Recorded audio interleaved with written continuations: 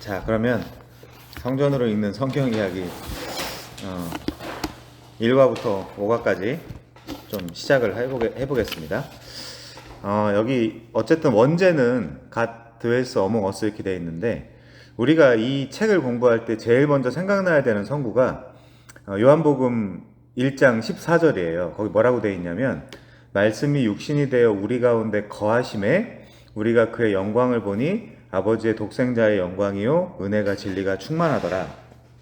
사실 이 강의의 목표 자체가 이 요한복음 1장 14절을 볼 때 창세기 즉 에덴에서 시작해서 이제 성막을 거쳐서 이제 그 솔로몬 성전, 수룹바벨 성전 이렇게 거쳐가지고 예수님, 그리고 이제 우리한테까지, 그리고 새하늘과 새 땅까지 전체 성전의 프레임을 가지고 성경을 읽을 수 있는 눈을 키우기 위한 건데, 그 중에 이제 우리한테 굉장히 중요한 성구가 요한복음 1장 14절, 말씀이 육신이 되어 우리 가운데 거하심에 우리가 그의 영광을 보니. 이제 여기 영광을 보니라고 한 단어가 성막을 다 짓고 봉헌할 때, 그리고 성전을 다 짓고 봉헌할 때 그 성막과 성전에 뭐가 충만하다고 되어 있죠? 네, 영광이 충만하다고 되어 있습니다.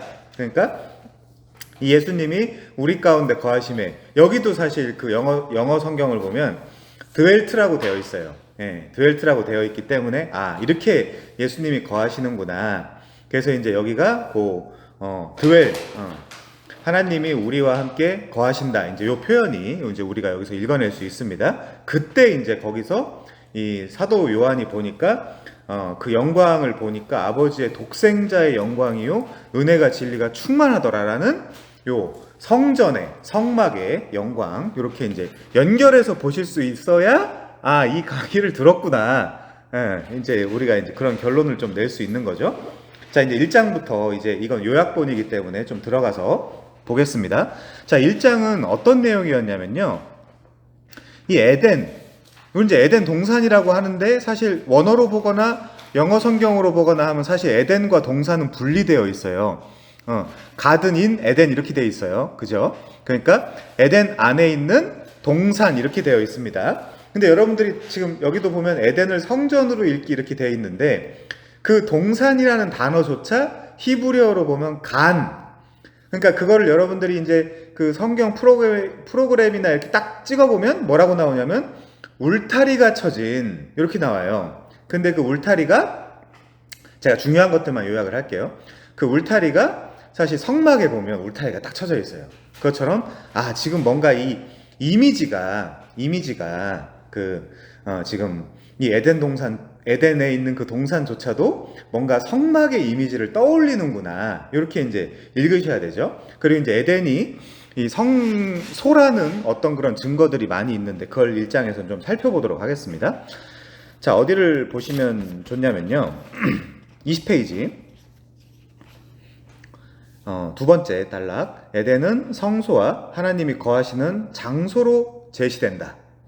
그냥 그렇게만 하면 되고, reason why. 왜 그런 거냐. 우리가 생각을 해봐야 되겠죠? 자, 그래서 책에는 계속해서 어떤 그 증거들이 나오냐면, 에덴 동산에서 하나님이 거니신다라는 표현이 나오는데, 에덴 동산에서 하나님이 거니신다라는 표현이 나오는데, 레위기 26장, 그리고 신명기 23장, 사무엘 7장 같은 곳에서 하나님이 계속 거니신다라는 표현이 나오는데, 그 레위기 16, 신명기 23, 사무엘 7장 같은 것들이 다 성소 혹은 성막 혹은 성전을 나타내기 때문에, 거기서 걸으셨다면, 에덴 동산에서 걸으셨다는 것이 거기도 바로 성소라는 어떤 강력한 증거가 된다라고 지금 저자가 제시하고 있는 거예요. 그게 이제 증거가 될 수 있습니다.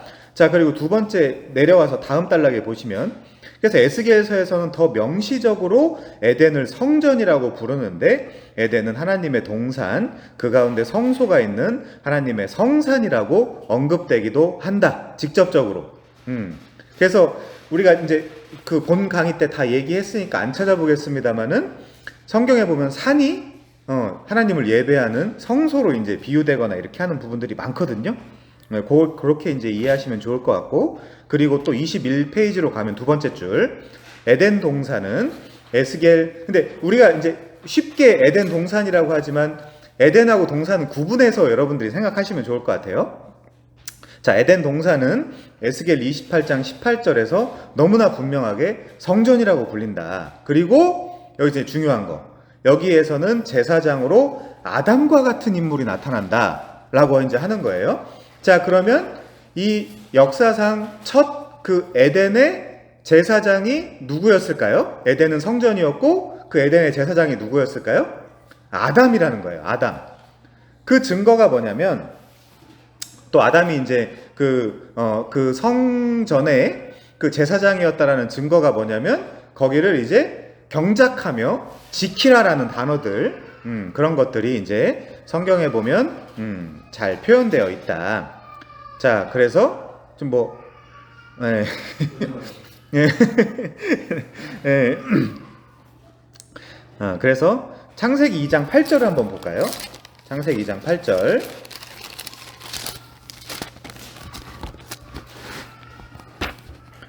여기 보시면 여호와 하나님이 동방에 에덴의 동산을 창설하시고, 그쵸? 에덴하고 동산이 지금 구분되어 있죠. 에덴의 동산을 창설하시고 그 지으신 사람을 거기 두시니라 이렇게 되어 있어요. 그리고 이제 어디를 보시냐면 15절을 보시면 여호와 하나님이 그 사람을 이끌어 에덴 동산에 두어 그것을 경작하며 지키게 하시고, 여기 경작이 히브리어로 아바드. 그래서 이제 사람과 사람과의 쓸 때는 뭐 일하다 뭐 이렇게도 쓰지만, 그 사람이 하나님에게 쓸 때는 보통 예배하다 이렇게 이제 쓰거든요.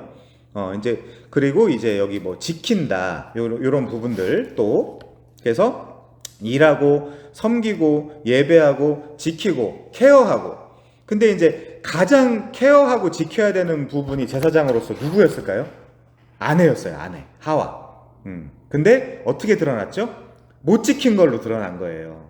그러니까 사실 그 제사장으로서 하나님께 이 선악을 알게 하는 나무 열매를 먹지 말라라는 명령을 받고, 그 에덴과 그 동산 그리고 그 가정을 이 아담이 지켰어야 되는데 못 지켜서 이제 이 성전이 파괴된 걸로, 여러분들이 창세기 초반에 이 스토리를 읽어 나가시면 아주 이 저자의 의도대로, 그리고 사실상 성경의 의도대로 지금 성경을 읽으시는 겁니다.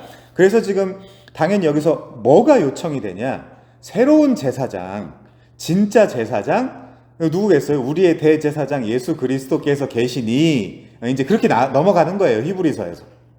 그래서 이 첫사람 아담의 실패 때문에 둘째 아담 예수 그리스도가 오셔서 이것들을 성취해 가시는 그 성경의 구속사를 그렇게 이제 읽으시면 되겠습니다. 자, 그 다음에 가운데서 좀 내려오면요, 책 생명을 위한 갈망은 생명의 강에서 나오는 물과 생명나무 열매를 통해 충족될 수 있다. 이게 에스겔이나 요한계시록 후반부에 보면 너무나 강력하게 표현되어 있죠. 근데 이제 거기서 없는 그림이 뭐죠? 없는 그림이 선악을 알게 하는 나무만 없어요. 그래서 이제 역사가, 이 인류 역사가 하나님께 허락된 이유가, 게알더스 보스라는 신학자의 주장입니다. 이 인류 역사에 그 선악을 알게 하는 나무의 열매, 즉 인간을 시험하는 그 시기를 마치겠다, 끝마치겠다 라는 의도로 이 역사가 허락되었다 라는 이제 그런 표현들이 성경 신학이나 이런 데 이제 자세히 공부를 해보면 나옵니다. 게알더스 보스 하면 그 개혁주의 성경 신학의 아버지 이렇게 불리기도 하죠. 자, 그렇게 이해하시면 됩니다. 그래서 이제 우리가 시간이 되면 이제 성경신학 그 책도 한번 공부해보면 좋은데, 자, 넘어가서요. 그래서 목표를 향한 요구는 동산, 성전을 경작하고 지키라는 아담의 제사장적 소명 안에서 이루어진다. 근데 어떻게 됐다? 실패했다. 실패했다. 근데 이제 훗날 우리가 자세히 보면 하나님의 은혜가 얼마나 크냐면, 캐트노트 오르, 제사장의 옷을 입혀서 에덴 동산에 쫓겨난다는 건 어떤 의미를 담고 있다 그랬죠? 나가서 전도해. 타락했지만, 너가 타락하고 이 에덴이 깨지고 망가졌지만 그래도 에덴을 회복하고 그 완성할 하나님의 그 의지와 계획과 뜻은 멈춰지지 않는다. 그래서 제사장 옷, 캐트네트 오르라고 그 문자적으로 하면, 직역하면 긴 술 옷 이렇게 이제 성경 저기 원어 사전에는 그렇게 나와 있거든요. 그 제사장들만 입는 옷인데 어쨌거나 그 옷을 또 누가 입었죠? 나중에 요셉이 입죠. 요셉이 옷을 벗었다 입었다 하는데 이제 결국에 그 제사장 옷을 또 이제 요셉이 입는 걸 통해서 보면 이 요셉도 사실상 예수 그리스도 예표. 나중에 이제 그 족장들은 또 이제 좀 다루겠습니다. 자, 그래서 에덴 동산, 즉 성전의 유사성은, 에덴 동산과 성전의 유사성은 생명과 목표를 향한 우리의 갈망이 하나님의 임재 안에서 충분히 만족될 수 있다는 점을 더욱더 훌륭하게 입증한다. 자, 이제 다음으로 넘어갈게요. 이제 에덴과 만족을 향한 갈망, 생명나무와 생명의 강. 창세기 초반에 보면 특이하게 비기힛유, 그 네 강에서 물이 흐른단 말이에요. 물이 이제 흐르는데 그거를 이제 성경신학적으로 에스겔을 거쳐서 요한계시록까지 가면 예수님이라는 성전에서 나오는 물이 만물 만국을 소성하게 하고 열매 맺게 하고 뭐 바다를 살리고, 그쵸? 물이 바다 덮음 같이 바다를 살리고 막 물고기들을 막 번성하게 하고 하는 그런 모습들이 에스겔 47장, 요한계시록 21장, 22장 이렇게. 그래서 우리 에아드가 굉장히 강조하는 것이 사실 이 성경신학하면 이 역사적 맥락이거든요. 그래서 여러분들이 절대 어디 가서 가스라이팅 당하지 말아야 될 것이, 그냥 중간에 있는 성구 몇 개 딱 뜯어다가 니네가 이렇게 안 사니까 하나님의 사랑을 못 받는 거 아니냐, 이거는 전혀 성경의 의도가 아니다. 구속사에 결국 이제 얘네들이 실패한 모습들을 보여주는 건 맞지만 그걸 다이렉트로 우리한테 적용할 수 있는 건 아니다. 그래서 우리는 성경의 어느 부분을 보더라도 성경 전체를 이해한 상태에서 그 성구를 이해하는 그 연습을 여러분들이 계속 해 나가셔야 됩니다. 그게 구속사관이에요. 구속사관. 자, 22페이지. 그래서 성급한 독자가 볼 때 쉽게 지나치기 쉬운 이 묘사는 여기 굉장히 많은 의미가 담겨 있어요. 아니 뭐 강 나오고 그거 뭐 창조과학회나 그거 뭐 창조의 어떤 그런 과정들을 보여주는 건가 보다 라고 이제 성급한 독자가 지나치기 쉬운, 근데 그런 의미가 아니라 이렇게 에덴이 성전에서 물이 나와서 원래 그 동산과 에덴과 그 다음 땅과 바다를 적셔나가는 그런 이미지였는데 결국 이 제사장이 실패해서 그게 이제 깨져나갔구나. 그러면 다음 제사장이신 누구겠어요? 예수 그리스도. 그래서 성경신학자들 중에 아주 깊이 이제 파고드는 성경신학자들은 요한복음 19장에 나오는 20장인가요? 거기 동산직이라는 표현이 나온단 말이에요. 동산직이인 줄 알았더라. 예수 그리스도를. 이제 그 표현을 이제 지금 이게 그냥 쓰인 표현이 아니다. 라고 이제 이해를 합니다. 이게 그래서 에덴의 그 실패한 동산지기에 대한 그 완성형 그림을 예수 그리스도로 이제 본다. 이제 그렇게까지 학자들은 가는 경향이 있습니다. 그래서 이 묘사는 사실 하나님의 임재 안에서 발견한 생명의 의미가 풍부하다. 그래가지고 여기 신록 이미지라고 되어 있는데 영어로 하면 벌저죠. 그래서 이제 그 봄에 푸르르고 막 푸른 초목들, 그런 이미지들 이제 가지고 있는 그 신록 이미지는, 그 중에서도 특히 나무와 강은 이후에 성막과 성전을 반영한다. 성막과 성전에서 굉장히 중요한 것이 뭐 이제 물 이미지라거나 나무, 야긴과 보아스, 어떤 그런 그 기둥. 그 유대인들의 주석에 의하면 우리 옛날에 그 필론이라고도 부릅니다. 그 사람에 의하면 그 유대 주석가였잖아요. 천재였고 한번 설명했던 적이 있는 것 같은데, 그 사람에 의하면 그 야긴과 보아스 요 두 기둥을 생명나무와 선악을 알게 하는 나무로 유대인들은 보기도 한다라고 말씀을 드렸던 것 같아요.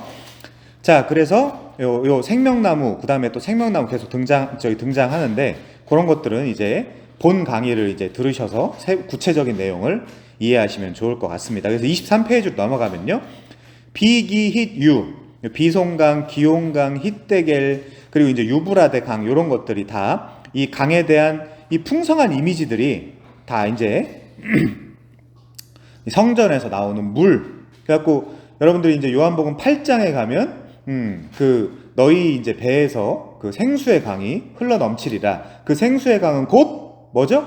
성령이다. 이제 이렇게 돼 있어요. 그래서 이사야에 보면 내가 이 마른 사막에 강을 내리니, 이런 표현이 엄청 나오거든요. 그러니까 이제 그게 우리가 자꾸 외부에서 그 이미지를 긁어올 게 아니라, 아, 나라는 에레모스, 나라는 미드바르, 나라는 광야, 나라는 사막, 나라는 네게부의 그 황량한 땅, 거기에 이제 성령이 오셔서 그 길을 내주시는구나. 그렇게 이제 여러분들 1차적으로 이해를 하시고, 그 성령, 내 안에 계신 성령을 통해서 정말 풍성한 신앙생활을 여러분들이 해 나가시는 것이고요. 그리고 그 성령과 함께 복음 전파 사역, 교회 데려오라는 게 복음 전파가 아니죠. 교회 데려오는 게 여러분들이 아까 이제 제가 카톡방에도 남겨드렸습니다만 철저히 이걸 공부하셔서 주변에 있는 친구들과 함께 나누시고 이제 계속 공부하시고 구원이란 무엇인가도 여러분들이 계속 가르쳐 주셔야 되거든요. 그 아주 초급반부터 시작해서 계속해서 여러분들이 목회자만 설교하고 목회자만 전도하는 거 아니잖아요. 계속해서 그렇게 이제 해 나가시면 됩니다. 그래서 이 23페이지 이 마지막 이 단락 꽤 긴데 여기는 에스겔 27장부터 시작해서 계속해서 이 생명의 이미지들, 신록 이미지들. 그래갖고 그 성전에서 결국 그 성전은 요한계시록에 보면 예수 그리스도 하나님 이렇게 돼 있는데 그 성전에서 그러니까 하나님에게서 나아가는 물이 이 깨지고 죽어가고 하는 이 생명들을 살린다라는 이미지로 여러분들 읽으시면 좋겠습니다. 결국 에스겔 37장 같은 것들도 그거잖아요. 인자야, 너는 내 말을 대언해라. 누구한테요? 마른 뼈들한테. 그래가지고 이 말을 대언하라고 하는데 그 말, 아마르는 또 성경에서 뭘로 많이 비유되죠? 물로 많이 비유돼요. 성경에서. 하나님의 말씀이 물, 이른비나 늦은비로 이제 많이 이제 비유되기도 하고 물로 많이 비유되기 때문에 그렇게 해서 이제 이 죽어 있는 요 마른 뼈들을 살리는 인자가 그쵸? 더 Son of Man 우리 이제 배웠었죠. 옛날에 이제 그런 얘기도 했었던 것 같은데 어쨌든 그래서 이제 그 죽은 마른 뼈들을 살려내는 그런 이미지들이 보입니다. 자, 그 제일 밑에 가 보시면요. 이 강은 하나님의 임재, 즉 하나님과 및 어린 양의 보좌에서 흘러나와서 주변 나라들에게 생명을 공급한다. 그렇게 이제 그래서 하나님 임재로 가득한 이 생명수의 강은 하나님이 임재하시는 가장 깊은 곳으로 나와서 만국을 향해 흐른다. 그래서 그 비기히듀가 만국을 향해 흘러서 에덴이 확장되는 그 하나님의 꿈. 근데 이제 인간의 타락함으로 말미암아 실패된 것 같았지만 그래도 캐트네트 오르를 입혀서 계속해서 그 전도 사역을 하게 하는 하나님의 그 뜻. 그거를 이제 우리라는 그 그리스도인들이 그 마태복음 28장이죠. 사마리아 땅끝까지 내가 너희와 임마누엘로 함께 있을 것이며 권능으로 함께 있을 것이기 때문에 이 복음 사역을 너희가 전해줘라. 이렇게 이제 예수님이 부탁하시는 그 모습들을 우리가 볼 수 있습니다. 자, 그래서 다음 마지막 단락을 보시면요. 거룩의 점진적인 확대는 24페이지 마지막 단락. 분명히 에덴과 성전 사이에 평행을 이룬다. 이렇게 이제 결론을 맺을 수 있습니다. 성소의 생명나무를 닮은 등잔대와 제사장에게 양식이 되는 요 생명나무 닮은 등잔대, 유대인들은 그렇게 생각한다 그랬죠? 이렇게 하나, 둘, 셋 하면 6개잖아요. 거기다 이제 마지막 하나를 딱 꽂으면 7개. 그래서 그 7개의 그 등잔을 이제 가지고 있는 그 이미지가 결국에는 생명나무 이미지 같다라고 이제 유대인들은 해석한다라고 말씀을 드렸습니다. 자, 다음 페이지 갈게요. 그래서 생명의 강이, 즉 물이, 아마르, 말씀이 하나님의 임재에서 나와 온 민족을 향해, 바다를 향해 흐르기 때문에 그래서 신약으로 넘어가면 그 굳이 저주받고 하나님의 그 임재 가운데 충만히 있지 못하는 사람들을 전도하라고, 그리고 그들 자체도 그렇고요. 그래서 누구를 뽑는다고요? 어부들을 뽑아요. 일부러. 그 바다, 갈릴리 바다 쪽에 있었어도 충분히 충만하게 거의 버려진 자들 취급을 당했던 나사렛, 뭐 이제 이런 나자레트 이런 이미지를 갖고 있는 그런 이제 사람들을 뽑아서 거기서 뭐 거룩하고 선한 것이 나겠냐라고 했던 그 사람들이랑 방불했던 그 일꾼들을 뽑아서 일부러 이제 물의 이미지를 쓰는 거예요. 거기 지금 물의 이미지가 아니라 바다의 이미지를. 바다에서 어부로 이제 먹고 사는 사람들의 이미지를 써서 또 이제 저 이제 바깥으로 나가서 살고 있는 사람들한테 전도를 하라는 거죠. 그래서 표를 잠깐 봐주시면요. 그래서 이게 가운데가 이제 코어인데 여기가 지금 에덴을 바꾸라 그랬죠. 동산으로. 제일 이제 안쪽이 동산, 그 다음이 이제 에덴, 그 다음이 땅, 그 다음이 바다 이런 식으로 계속 밖으로 이제 그 이제 위로 보면 제일 이제 코어가 지성소, 지극히 성스러운 장소, 그 다음에 이제 성소, 그 다음에 바깥들, 그 다음에 이제 이스라엘 이렇게 땅으로 이제 점점 이렇게 가장 거룩한 곳부터 가장 지극히 성스러운 곳부터 이제 점점 이제 밖으로. 그러니까 그 다음에 이스라엘 다음은 어디겠어요? 이방인인 거야 이제 이방인. 그 다음이 이제 우리예요 우리. 그래서 이제 사도 바울이나 이런 사람들이 이방인의 사도로 부름받아서 갈라디아 지방으로 이제 결국에 이제 거기 내가 서바나까지 가야 된다 이렇게 이야기했던 거는 사도 바울이 그 당시에 학자들에 의하면 서바나가 세상 끝인 줄 알았다 이들은. 그러니까 그거를 성경에 오류가 있네요 이렇게 얘기하는 사람들도 있어요. 왜? 사도 바울이 몰랐던 걸 써놨기 때문에. 어쨌든 그렇다라기보다 결국에 지금 이 대한민국 땅까지 복음이 흘러 들어와서 우리도 지금 거의 지금 팔레스타인의 어떤 사람들은 사막신이라고까지 이야기를 하는데 그 예수 그리스도를 믿고 있다라는 자체가 지금 다시 말씀드리지만 지성소 그 안에도 다시 법궤가 있고 그 위에 법궤 뚜껑이 있고 거기를 그 속죄소 시은자 이렇게 부른다 그랬잖아요. 거기서 이제 하나님과 우리가 만나자 이렇게 표현이 되어 있는데 그래서 그 속죄소에서 지성소 그 다음 성소 바깥들 그리고 이제 유대 지방 그 다음에 이방 땅까지 이제 계속해서 이제 밖으로. 그런데 동산, 에덴, 그 다음에 바깥 세상, 그 다음에 이제 뭐 바다 이제 이런 식으로 이제 여러분들이 이미지를 그려내면 좋습니다. 그래서 사실은 그래도 언약이 살아있고 살아 숨쉬는 그 이스라엘 땅에서 그 사람들을 부를 때는 꼭 이제 뭐 목양을 하는 사람을 부른다거나 아니면 뭐 뽕나무 재배하는 사람을 부른다거나 뭐 이제 이런 식으로 구약에서는 그래도 그 땅에서 일하는 사람들을 이제 불러가지고 이제 일을 시키는데 신약으로 넘어가면 굳이 바다 어부들을 불러다가 일시키는 모습들을 볼 수 있습니다. 자, 이것도 성경신학자들이 많이 이제 이야기하는 부분들이에요. 우리가 이제 제임스 B 조르단 하다가 말았지만 예, 이제 그분도 이제 저랑 동일한 생각을 하고 있습니다. 자, 그래서 26페이지로 가면요. 여기 생명의 강이라는 표현도 나오고 맑은 유리 같은 정금 그리고 금으로 도색한 것, 그 베델리엄, 호마노 이런 것들이 다 사실 어디에 또 있죠? 성막, 성전에 다 있는 보석들이거든요. 그래서 요한계시록에 가면 그 성전 안에 그 지금 그 천국 갔다 왔다고 사기치는 인간들 있죠. 거기 가니까 막 금도 있고 막 다이아몬드도 있고 그 자기의 욕망에 대한 표현에 불과한 거예요. 그거는. 그래갖고 그 성전에 이 호마노나 베델리엄처럼 아주 그 귀한 보석들로 장식되어 있는 성도들을 나타내는 그림이라고 성경신학자들은 동의합니다. 그래서 무슨 천국 갔다 왔다, 뭐 신사도 이런 거 이제 따라다닐 필요 없어요. 자, 넘어갈게요. 27페이지로. 자, 그래서 여기도 보니까 시편 36편에 가니까 주께서 주의 복락의 강물을 마시게 하시리이다. 그래서 우리가 이제 성경신학을 배우면서 또 이런 그런 모르페 모형 이런 것들을 볼 때 이제 강물이 나오면 이거 뭔가 성령 하나님이 우리한테 주시는 어떤 그런 목마른 자에게 주시는 어떤 그런 은혜 이런 식으로 여러분들이 이제 이사야나 뭐 이렇게 보시면서 풍성한 어떤 그런 이미지들을 읽으실 수 있겠죠. 풍성의 신학자가 요즘 교회를 안 오는데 자 어쨌든 하나님의 임재와 성전 안에서 에덴의 강물은 생명의 샘을 가져오도록 흐른다. 참된 생명과 양식이 하나님의 임재 안에서 발견되기 때문에 우리는 하나님의 기쁨의 강에서 꾸준히 그 물을 마셔야 된다. 그래서 예수님이 내가 목마르지 않게 해줄게는 이 우리 예수님 믿어도 성령 하나님 있어도 목마르잖아요. 그 얘기가 아니라 이 성령을 통해서 우리 삶의 원래 실제적이며 본질적인 갈증을 해결해 주겠다.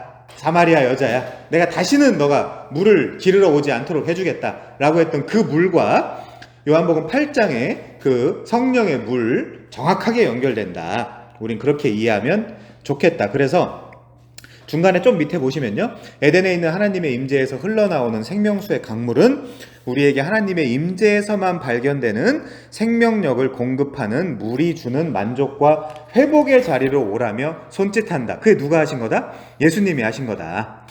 디에르게스타이. 그때 그 자리에 예수님은 가셔서 사마리아 여자를 만나셔야 됐다. 왜? 하나님의 뜻이니까. 하나님의 뜻이니까. 자, 그래서 다음 페이지로 넘어갈게요. 에덴의 목표를 향한 갈망. 그래서 하나님은 아담을 에덴에 두어 이를 경작하고 워킹, 지키게 하셨는데, 케어 하셨는데, 이는 에덴의 동산 그 성전에 있는 제사장적 사역이다. 실패했다. 그래서 예수님이 오셔서 성공했다. 그렇게만 이해하시면 좋겠습니다. 자, 마지막 단락 또 반복되죠. 제사장은 성소를 부패와 오염으로부터 지키고, 제사장이 제일 강하게 해야 되는 게 뭐죠?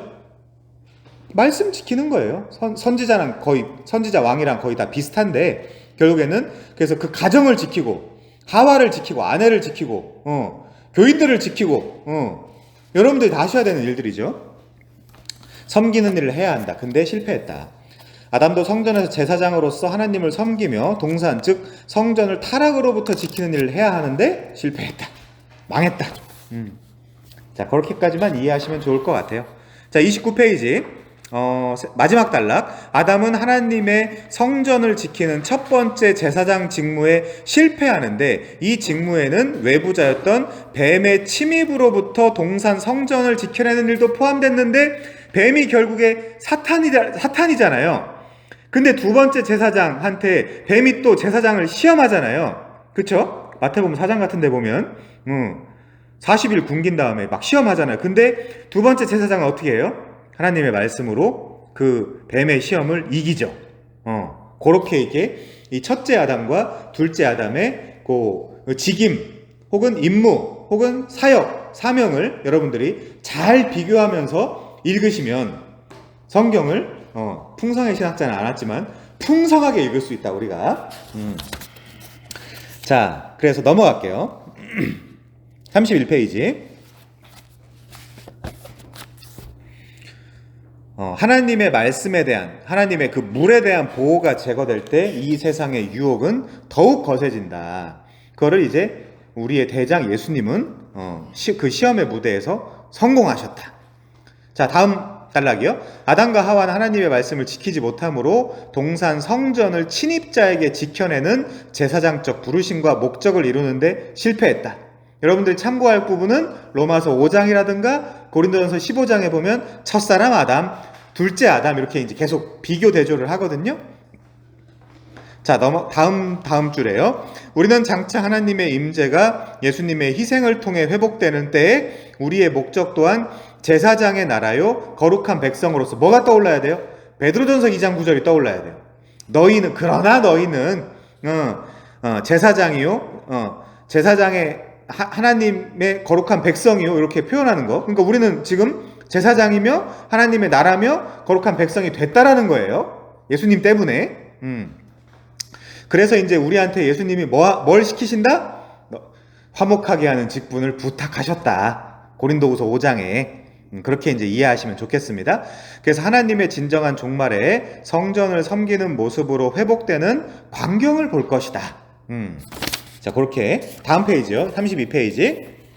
아담과 하와가 하나님의 처소를 지키는 자신들의 사명을 이루리라는 하나님의 말씀에 순종해야 됐던 것처럼 우리도 하나님의 처소를 확장하여 온 세상을 충만하게 하고 이를 지켜내는 우리의 사명을 성취하라는 이 하나님의 말씀에 성령으로 순종해야 된다. 그러면 이 아담과 하와 그리고 우리 사이에 누가 있다? 진짜 대제사장이신 예수 그리스도가 있다. 가슴에다가 12지파의 이름을 새기고 지성소로 들어가시잖아요. 우리의 대제사장 예수님이. 이제 우리는 근데 그 휘장이 그의 육체라 그러잖아요. 자, 근데 그 유대인들 그 주석에 보면 황소 2마리가 요 휘장 끝과 요 휘장 끝을 잡고 달려도 그 휘장이 안 찢어질 정도로 강한 휘장이었는데 하나님이 찢으셨죠. 근데 히브리서에 보면 그 휘장은 예수님이다 그러죠. 그의 육체니라 이제 그러잖아요. 에베소서, 히브리서에 이렇게 보면. 그렇기 때문에 우리가 그 찢겨진 휘장의 그 은혜를 힘입어 하나님 앞에 언제든지 나아갈 수 있는 은혜를 받았다. 그렇게 이해하시면 돼요. 그래서 지금은 선지자, 왕, 제사장 그 직분을 다 가지고 있는 것이 교회다. 그러므로 신사도 이제 이런 것들은 이제 굉장히 수준 떨어지는 자, 그런 말씀을 드렸던 것 같아요. 우리는 지금 그 사명을 다 받은 사람들이에요. 교회, 성도. 자, 그래서 우리는 이제 거룩한 그의 무리들인 것이죠. 자, 넘어갈게요. 다음 이제 2과로 넘어가겠습니다. 2과. 에덴을 확장하기. 네. 너무 길다라고 이제 얘기를 하셔서, 자, 빨리빨리 넘어가겠습니다. 2장. 네. 자, 2장은 에덴을 확장하기. 좀 빨리 가겠습니다. 그러면 에덴은 하나님이 임재하시는 장소이며, 하나님이 임재하시는 장소는 예배의 장소다. 에덴의 확장이 곧 예배의 확장이다. 그러니까 아까 말씀드렸죠. 캐트네트 오르를 입혀서 에덴을 쫓겨내긴 했지만 제사장의 사명을 멈추지 않았다고. 자, 그래서 넷째 줄 밑으로 내려오면요, 예배는 에덴에서 주어진 사명의 목적이며 이 사명은 하나님을 예배하고 하나님의 영광을 땅끝까지 나타낼 성전에 하나님의 형상을 가진 사람들로 충만하게 함으로써 세상을 가득 채우는 것이다. 그러면 우리의 사명이 딱 나와요. 여기에서 우리의 사명은 뭐다?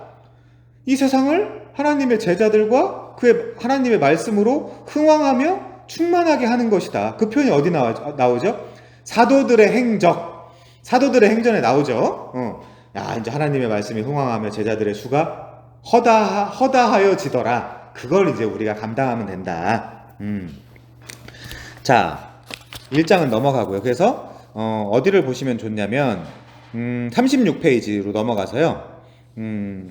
마지막 단락 두 번째 줄.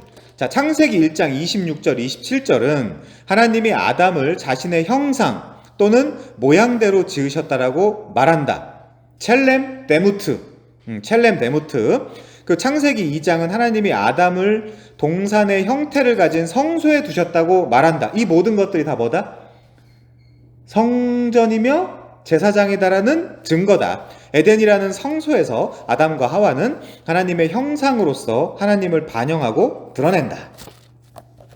아담은 하나님의 임재와 세상에 대한 통치를 나타내기 위해 삼위일체 하나님의 형상대로 창조되었다. 그래서 하나님의 형상이 뭐냐라고 할 때 어떤 기능적 측면을 보는 사람들이 있고 이런 관계적 측면을 보는 사람도 있어. 칼바르트나 이런 사람들. 그럼 관계적 측면이 뭐냐? 성부, 성자, 성령의 그 관계적 측면이 있잖아요. 그것처럼 똑같이 우리가 지금 어떤 관계적 측면을 가지고 있죠? 첫 번째, 교회. 교회는 아니 이렇게 수가 많은데 한 몸, 예수 그리스도를 머리로 한 몸이라 그러잖아요. 그리고 이제 이 부부 관계도 한 몸이라 그러잖아요. 그것처럼. 그래서 그렇게 표현하는 사람들이 있습니다. 하나님의 형상인 아담과 하와는 하나님께 속한 왕이자 하나님의 대표자로서 하나님과 함께 다스려야 했다. 근데 또 반복하지만 실패했다. 자, 마지막 단락으로 가면요, 하나님의 형상은 왜 실패했다?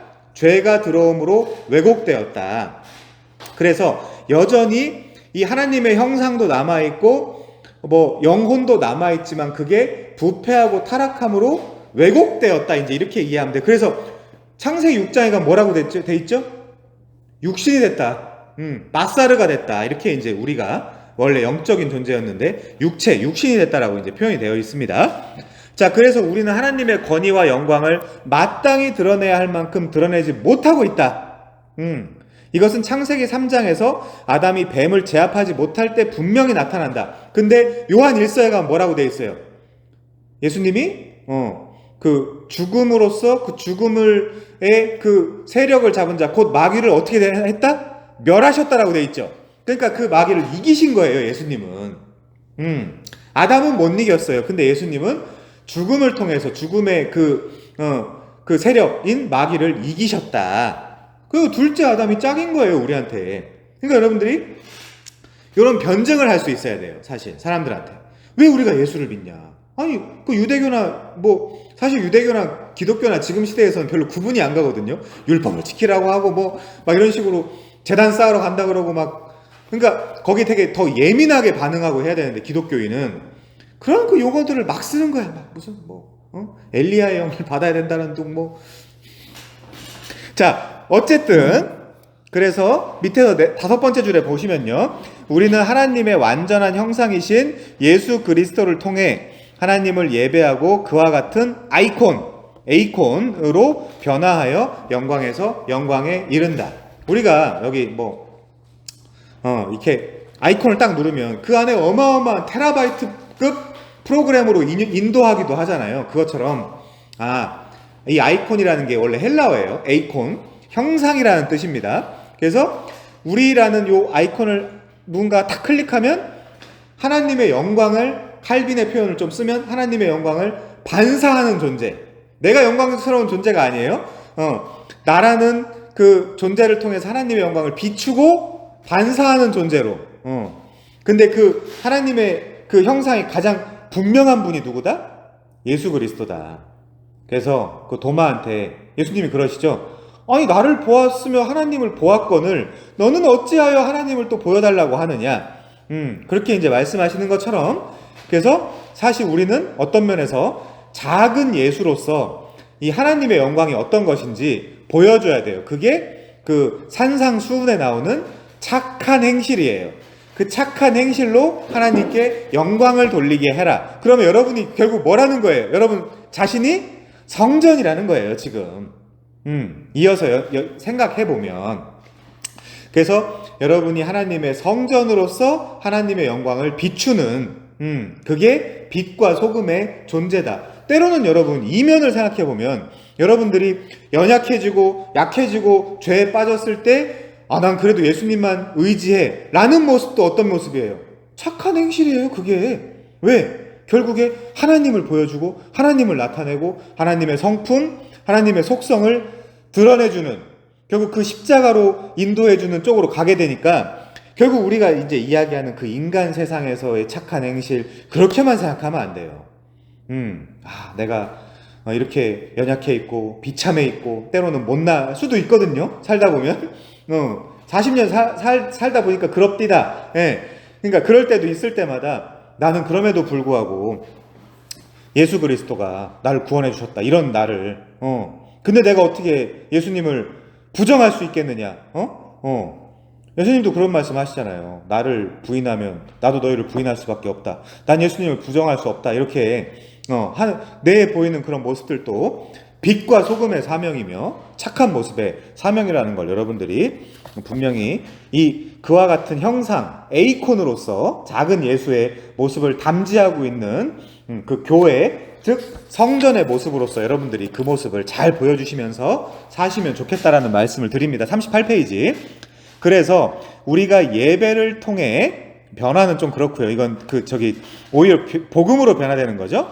복음으로 변화되어 하나님의 형상으로서 하나님의 임재를 나타낼 때 여러분들이 그래서 학교에서, 직장에서 그 모습을 보여야 돼요.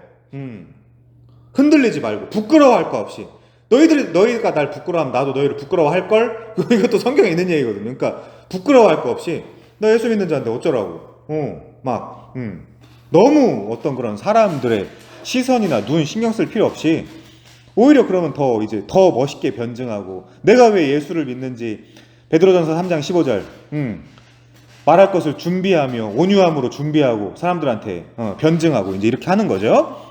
자, 그래서 이 예배는 우리의 선교 사역에 연료를 공급하여 하나님의 권위를 드러내고 땅을 정복하게 한다라고 할 때, 이 땅은 뭐냐면 여호수아 사사기를 통해서 볼 때 이방인들을 정복하며, 첫 번째 물론 나를 정복하며 이방 땅을 정복하며, 그러면서 거기서도 계속 구약에서는 계명을, 좀 너무 긴가요 이과가? 어쨌든 구약에서는 그 계명을 순종하면서 나아가는 거지만, 지금은 우리는 누구를 순종한다? 성령을 순종하면서 나아간다. 예수님이 뭐라 그래요? 잡혀가도, 공회에 잡혀가도 두려워하지 마. 뭐라 그래요? 성령이 그때 너한테 하실 말씀을 주실 거야. 라는 계속해서 니들 아비가 악할지라도 좋은 것을 줄 알거든. 하물며 하늘에 계신 아버지가 최고로 좋은 것을 주시지 않겠느냐. 그게 이제 마태복음이지만 누가복음에는 그거 최고로 좋은 게 성령으로 되어 있죠. 그래서 사실은 성령 세례를 받는 게 기독교인으로서 가장 좋은 복이며 가장 놀라운 복이다라는 걸 여러분들이 아시고, 계속해서 물론 여러분들이 예수를 믿기 때문에 성령을 받은 분들이지만, 사도 바울에 의하면 성령 충만을 기도하라라고 하기 때문에 아침에 일어나서 점심 먹을 때, 저녁 때 자기 전에 하나님 다른 소원 없어요. 하나님 이렇게 기도해야 돼요. 사실 저 다른 소원 없어요. 성령 충만. 그 성령 충만으로 이 세상을 이겨내며 살아가며 이 땅을 정복하며 사람들한테 복음을 전하는, 아주 하나님 그래도 한 번 사는 인생 가치 있게 살 수 있도록 하나님, 제 인생 아주 지금 뭐 비참하고 낮고 연약하고 천하지만 제 인생 잘 써달라고, 그렇게 우리가 실제적으로 기도하면서 살아가야 되죠. 거기서 뭐 예정 이런 얘기 꺼내는 거는 우리 그게 아니에요. 예정은 하나님 영역이기 때문에 무슨 예정론, 이거 좀 그거 아주 웃기는 이야기입니다. 우리가 얘기할 수 있는 영역의 부분이 아니에요. 거기 디멘션이 아니에요. 그거는 저 하늘의 디멘션이기 때문에 예정에 대해서 우리는 배울 뿐이죠. 배울 뿐이지만 우리가 이제 내 죄나 내 연약함을 어떤 그런 도망치거나 회피할 목적, 예정이야 이거 이렇게 얘기하는 거는 전혀 성경의 의도가 아니다라는 점 말씀을 드립니다. 자, 다니엘 7장 우리가 계속 반복해서 했기 때문에 넘어갈게요. 39페이지 가면 마지막 단락만 볼게요. 요 부분 한 번만 더 반복하겠습니다. 첫째 아담은 뱀을 제압하지 못했던 반면 둘째 아담은 그 광야에서도 제압을 했고요. 그쵸? 하나님 말씀을 들어 저기 신명기 6장을 인용하면서 저기 사람이 떡으로만 사는 게 아니라 하나님 말씀으로 사는 거야라고 마귀를 이제 제쳤을 뿐만이 아니라 십자가에서도 그 죽음의 세력을 잡은 자 곧 마귀를 멸하시며 이렇게 됐기 때문에 이 둘째 아담은 우리가 신뢰할 만하다. 신뢰할 만하다. 그래서 우리가 예수 그리스도를 믿는 거다라는 말씀을 드립니다. 그래서 성경의 묘사가 옛뱀 곧 마귀라고도 하고 사탄이라고도 하며, 광야에 사탄이 나타나서 예수님을 시험하잖아요. 아담은 실패했지만 예수님은 성공한다. 그래서 온 천하를 꿰는 자가 땅으로 쫓겨났다. 그러나 뱀은 하나님의 계명을 지키며 예수의 증거를 가진 자들과 더불어, 얘네가 누구예요? 하나님의 계명을 지키며 예수의 증거를 가진 자가 누구예요? 제사장이라니까요, 걔네들이. 그래서 여러분들을 다 프리스트후드 오브 올 빌리버스라고 하는 거예요. 믿는 자들은 다 제사장이다. 그걸 뭐라 루터 만인 제사장의 교리 이렇게 이야기하잖아요. 그래서 결코 목사가 더 높거나 여러분은 낮거나가 아니라 이 직임이 다 다르다. 그쵸? 여러분들 잘 이해하셔야 돼요. 저랑 그래서 인격적으로 교제하시고 친해지고 얼마든지 가능한 거예요. 제가 여러분들 높이 있는 게 아닙니다. 자, 그래서 자들과 더불어 싸우기를 계속하지만 우리의 승리는 보장된 것이다. 왜? 예수님이 이겼으니까. 광야에서도 이겼고 저기 십자가에서도 이겼고 승리를 하셨으니까 우리는 다 이긴 거다. 자, 그래서 제일 밑에서 두 번째 줄만 볼게요. 어린 양의 피와 자기들을 증언하는 말씀으로. 그쵸? 여기서도 로곤, 그러니까 로고스죠. 그리고 로곤, 테스, 마르투리아스 많이 들어보셨죠? 증언. 그 이제 증인도 그렇잖아요. 그러니까 어린 양의 피와 자기들이 증언하는 이 말씀으로 하이마투 아르니우. 여기 이제 어린 양의 피 이제 이렇게 되어 있는데 어린 양의 피와 이제 자기들이 증언하는 말씀으로 그러니까 우리는 피와 말씀으로 그를 이겼으니 그들은 죽기까지 자기들의 생명을 아끼지 아니하였도다. 지금 이게 다 이해 안 갈 수도 있어요. 생명을 아끼지 아니하였다고? 근데 점점 그렇게 됩니다. 왜? 주의 인자가 생명보다 낫다 그러잖아요. 다윗도 그것처럼. 왜냐하면 나를 향한 하나님의 인자가 내 이 요만한 생명보다 왜 나은지를 조금씩 더 이해해 나가요. 그래서 이제 우리 아브라함 같은 우리 믿음의 선조들도 내 아들 지금 여기다 바쳐도 하나님은 없는 자를 있는 자처럼 부르실 거고 죽은 자를 살리실 거야라는 그 믿음이 생겨요. 그러면 그래, 내 생명보다 주의 인자가 더 귀한 거야라는 깨달음이 지금은 다 이해 안 갈 수도 있지만 점점 더 그렇게 이제 우리가 이제 그 길로 가게 되어 있습니다. 그게 신앙 생활 해 나가면서 그렇게 되는 거예요. 자, 그래서 이 옛뱀은 이제 어린 양의 피와 자기들이 증언하는 말씀으로써 정복을 당하는 겁니다. 자, 넘어갈게요. 42페이지 중간. 그래서 하나님은 에덴 동산, 즉 성전의 제한된 경계에서 시작해서 세상 전체를 채우기까지 거룩한 공간과 거주할 지역을 확장하길 원하셨다. 이거를 난 너무 소름 끼치는 단어인데 우리한테 부탁하셨느니라. 그래서 사실 아까 말씀드린 대로 이 하나님의 귀중함, 이 인자의 귀중함, 이 예수 그리스도의 십자가의 정말 제가 말로 하는 게 오히려 더 그 십자가의 가치를 내가 이걸 설교하고 전한다는 게 더 이 가치를 좀 하락시키는 게 아닐까라고 걱정되기까지 하는 이 복음의 그 위대성을 알면 알수록 이분이 우리한테 부탁하셨다고 정신 차리고 살아야 되겠다. 라는 생각을 더 들게 하는 단어이기 때문에 지금은 다 이해 안 가시더라도 점점 더 그래. 이 하나님이 나한테 부탁하셨다니 내가 이러고 살고 있으면 안 되지. 그래, 정신 차리자, 일어나자, 연약한 무릎을 쳐서 이제 그렇게 이제 점점 돼 가는 거예요. 자, 그래서 아담이 자기의 형상을 따라 자손을 낳았을 때 이로써 아담의 자손들은 하나님의 임재가 땅을 충만하게 되고 세상 전체가 하나님의 질서, 하나님의 영광스러운 임재를 반영할 때까지 하나님이 거하시는 장소를 에덴 밖의 혼돈의 영역까지 확장할 것이다. 근데 다시 타락하죠? 그쵸? 다시 심판하죠? 근데 다시 회복하면서 성소를 세우고 뭐라 그래요? 생육하고 번성해라. 자, 그게 이제 3장이에요. 3장으로 넘어갑시다. 3장. 에덴의 상실, 물음표. 에덴의 상실, 물음표는 뭐예요? 상실 안 된다는 뜻이죠. 에덴은 상실되지 않는다는 뜻입니다. 자, 그래서 하나님이 아담에게 주신 사명은 죄가 온 세상에 관영했을 때에도 계속된다. 지금 아담 이야기 하다가 관영해지는 죄 이야기 하다가 지금 홍수 이야기로 연결되는 거죠. 자, 에덴에서 주어진 사명은, 아담의 사명은 생육하고 번성하여 땅에 충만하라는 것인데, 제가 이거 설명해 드렸죠. 이게 이제 44페이지에 나오는 것이긴 한데, 이게 결국 사도행전으로 가면 제자들의 수, 하나님의 말씀이 충만해지는 것으로 연결된다. 자, 그래서 죄가 이 사명을 약화시키지 못해요. 그래서 아담의 사명은 작은 성소를 지으라는 맥락에서 노아를 거쳐서 족장들에게 넘겨져요. 자, 마치 아담의 사명이 본래 에덴의 성소의 맥락에서 주어진 것과 같은데, 하나님의 임재는 죄가 관영한 상황에도 불구하고 이 사명의 성취를 보장한다. 그래서 아담도, 여러분 그거 꼭 이해하셔야 돼요. 아담도 제사장 옷을 입혀서 보냈다. 아담과 하와도. 그리고 노아도 생육하고 번성하러 9장 1절에 나오거든요. 그리고 이제 그 족장들에게도 계속해서 뭐라 그래요? 허다한 하늘의 별과 같고 바다의 모래와 같은 그 허다한 무리들, 그 표현이 왜 나오겠어요?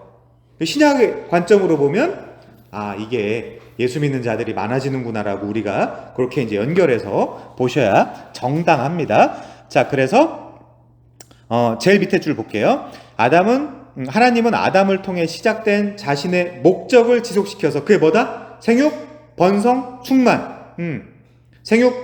애 낳으라는 얘기가 아니에요. 그게 생육, 번성, 충만, 그 목적을 지속시켜서 족장들을 통해, 그럼 족장들한테는 무슨 언약을 주실까요?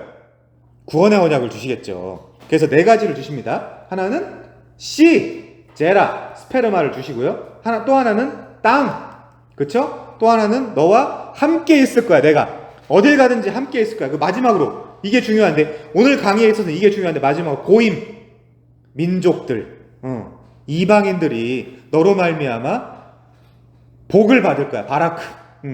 그러니까 그러면 사실 이 복에 대한 정의도 나오네요. 이 복이 뭔지. 결국에 구원이구나, 이 복은.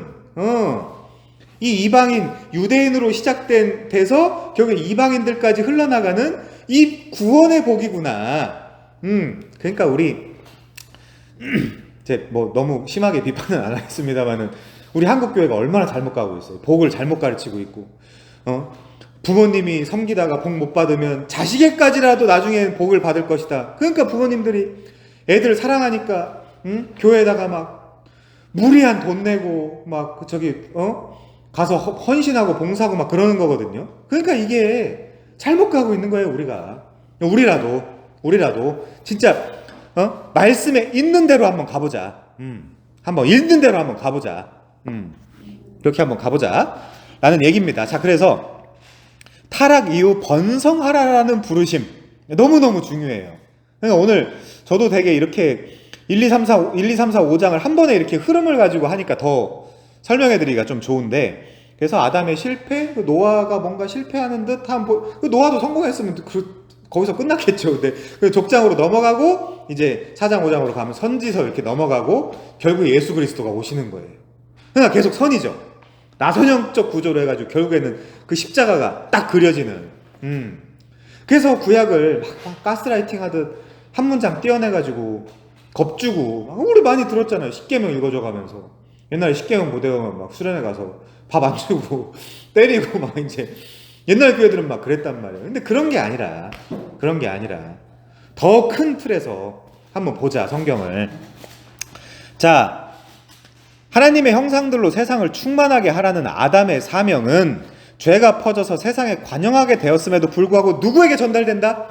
노아에게 전달된다. 그 증거가 뭐다? 생육하고 번성해라. 그 노아도 결국 사실 실패로 드러나는데, 그 노아의 실패를 결국 족장들이 받아서 족장들에게 또 뭐라고 한다? 생육하고 번성해라.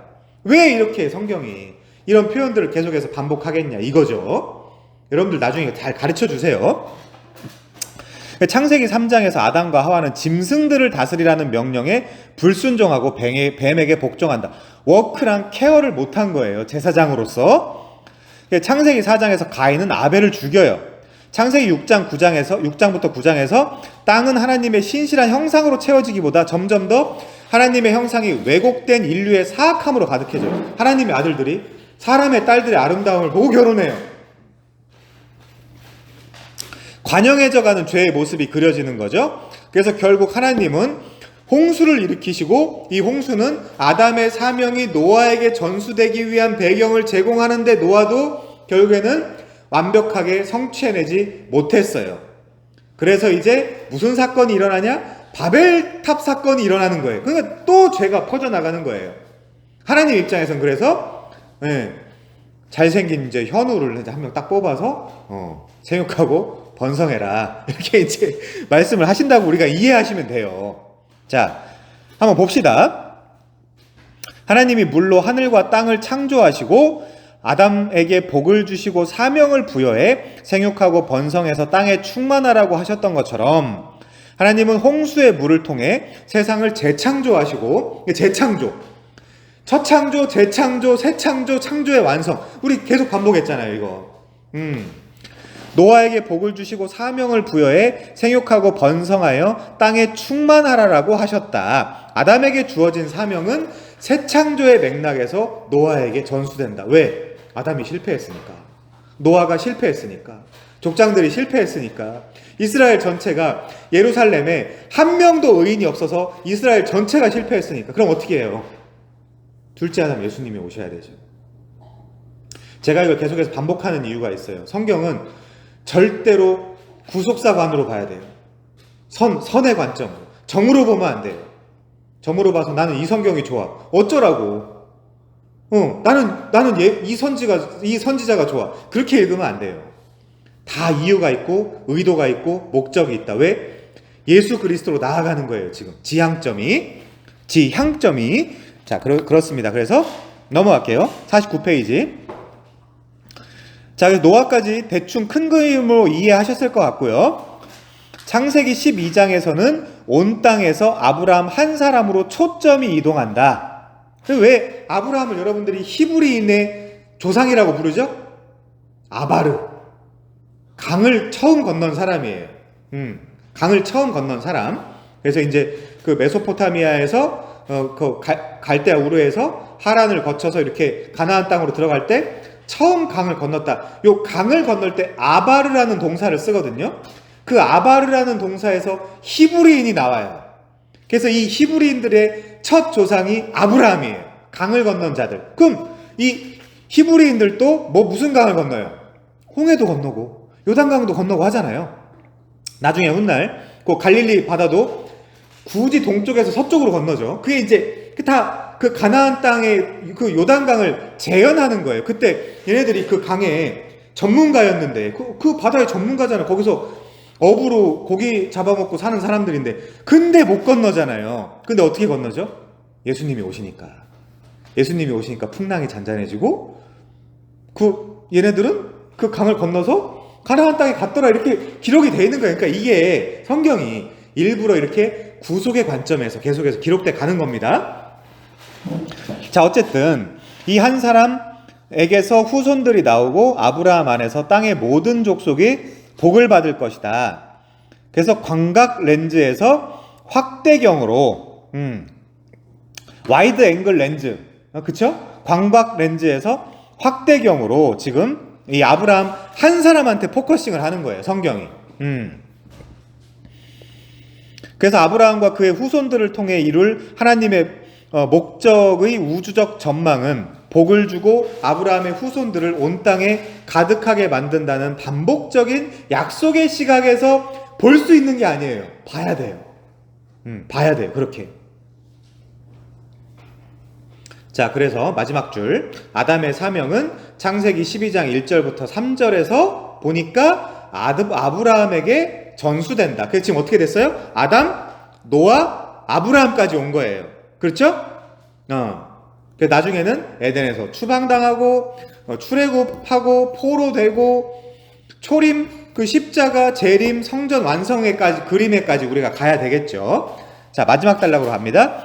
하나님은 복을 주시면서 아담에게 사명을 부여하셨는데 하나님은 아브라함에게 또 복을 주시고 아브라함을 축복하는 자에게도 복을 주심으로 아브라함에게 내린 복을 반복하신다. 자, 여기서 멈출 게 아니라 우리가 갈라디아서를 가지 말고 로마서 4장을 한번 가볼까요? 로마서 4장에 가시면, 왜냐면 계속해서 제가 또 아브라함을 또 다루겠지만 계속해서 이게 성경을 이 연속성 안에서 봐야 되거든요. 죄송해요. 그냥 로마서 3장, 갈라디아 3장만 볼게요. 갈라디아 3장에 가시면, 자, 그래서 6절 아브라함이 하나님을 믿음에 그것을 그에게 의로 정하셨다 함과 같으니라.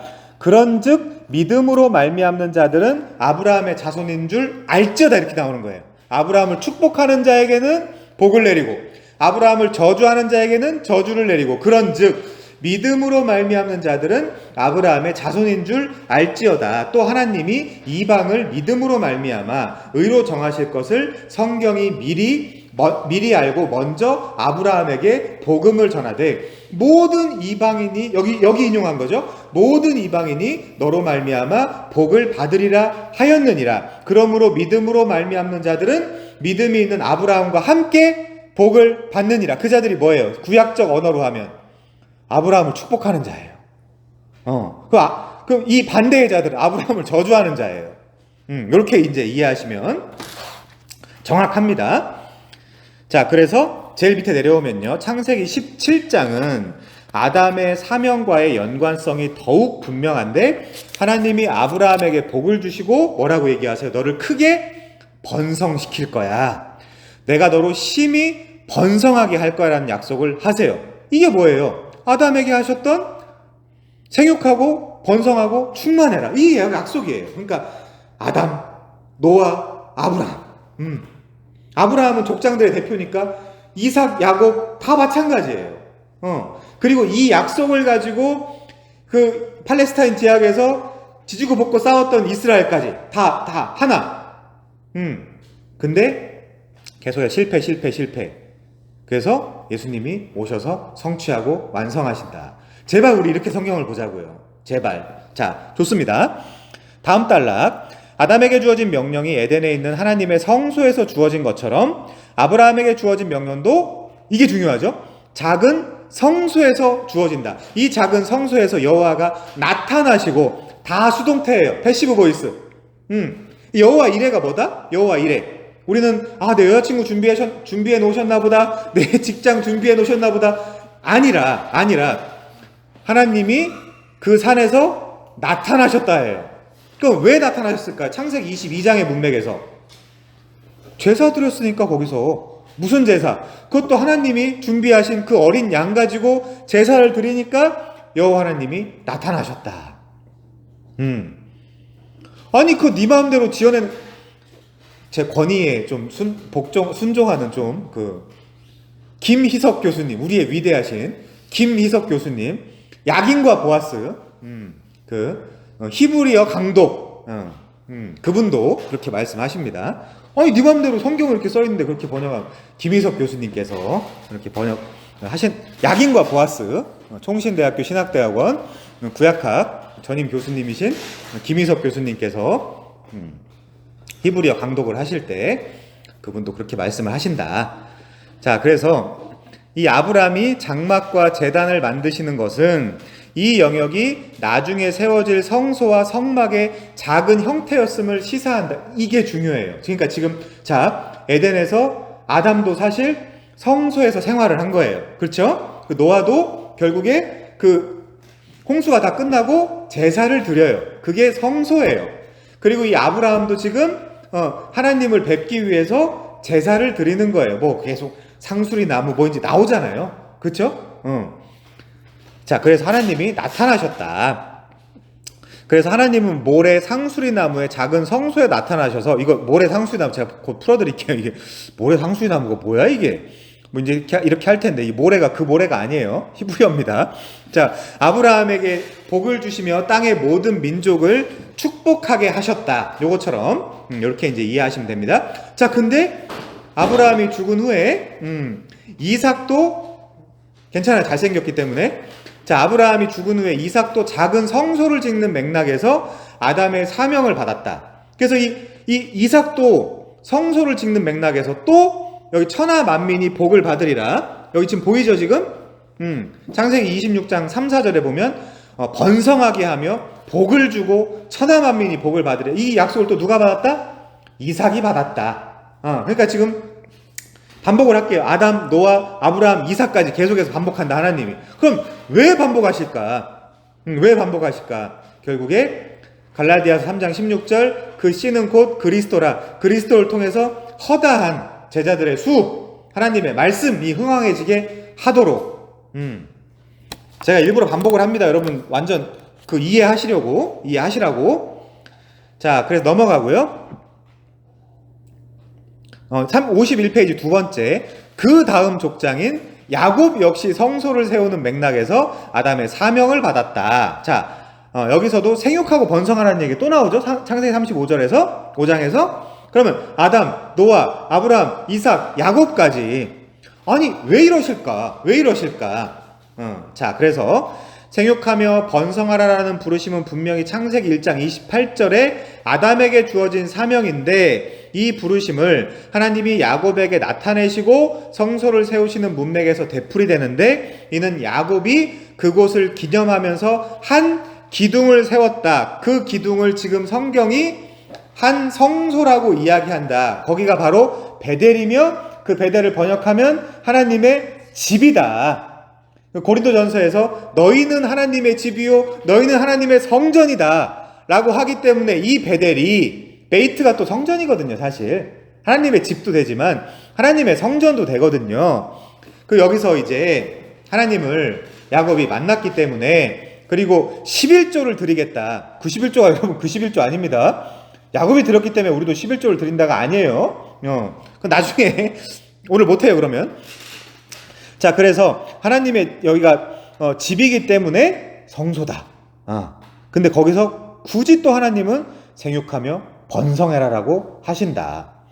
자, 간단히 말하자면 족장 아브라함, 이삭, 야곱은 작은 성소를 짓는 일과 직접적인 관련성 속에서 누구의 사명을 부여받는다? 아담의 사명을 부여받는다.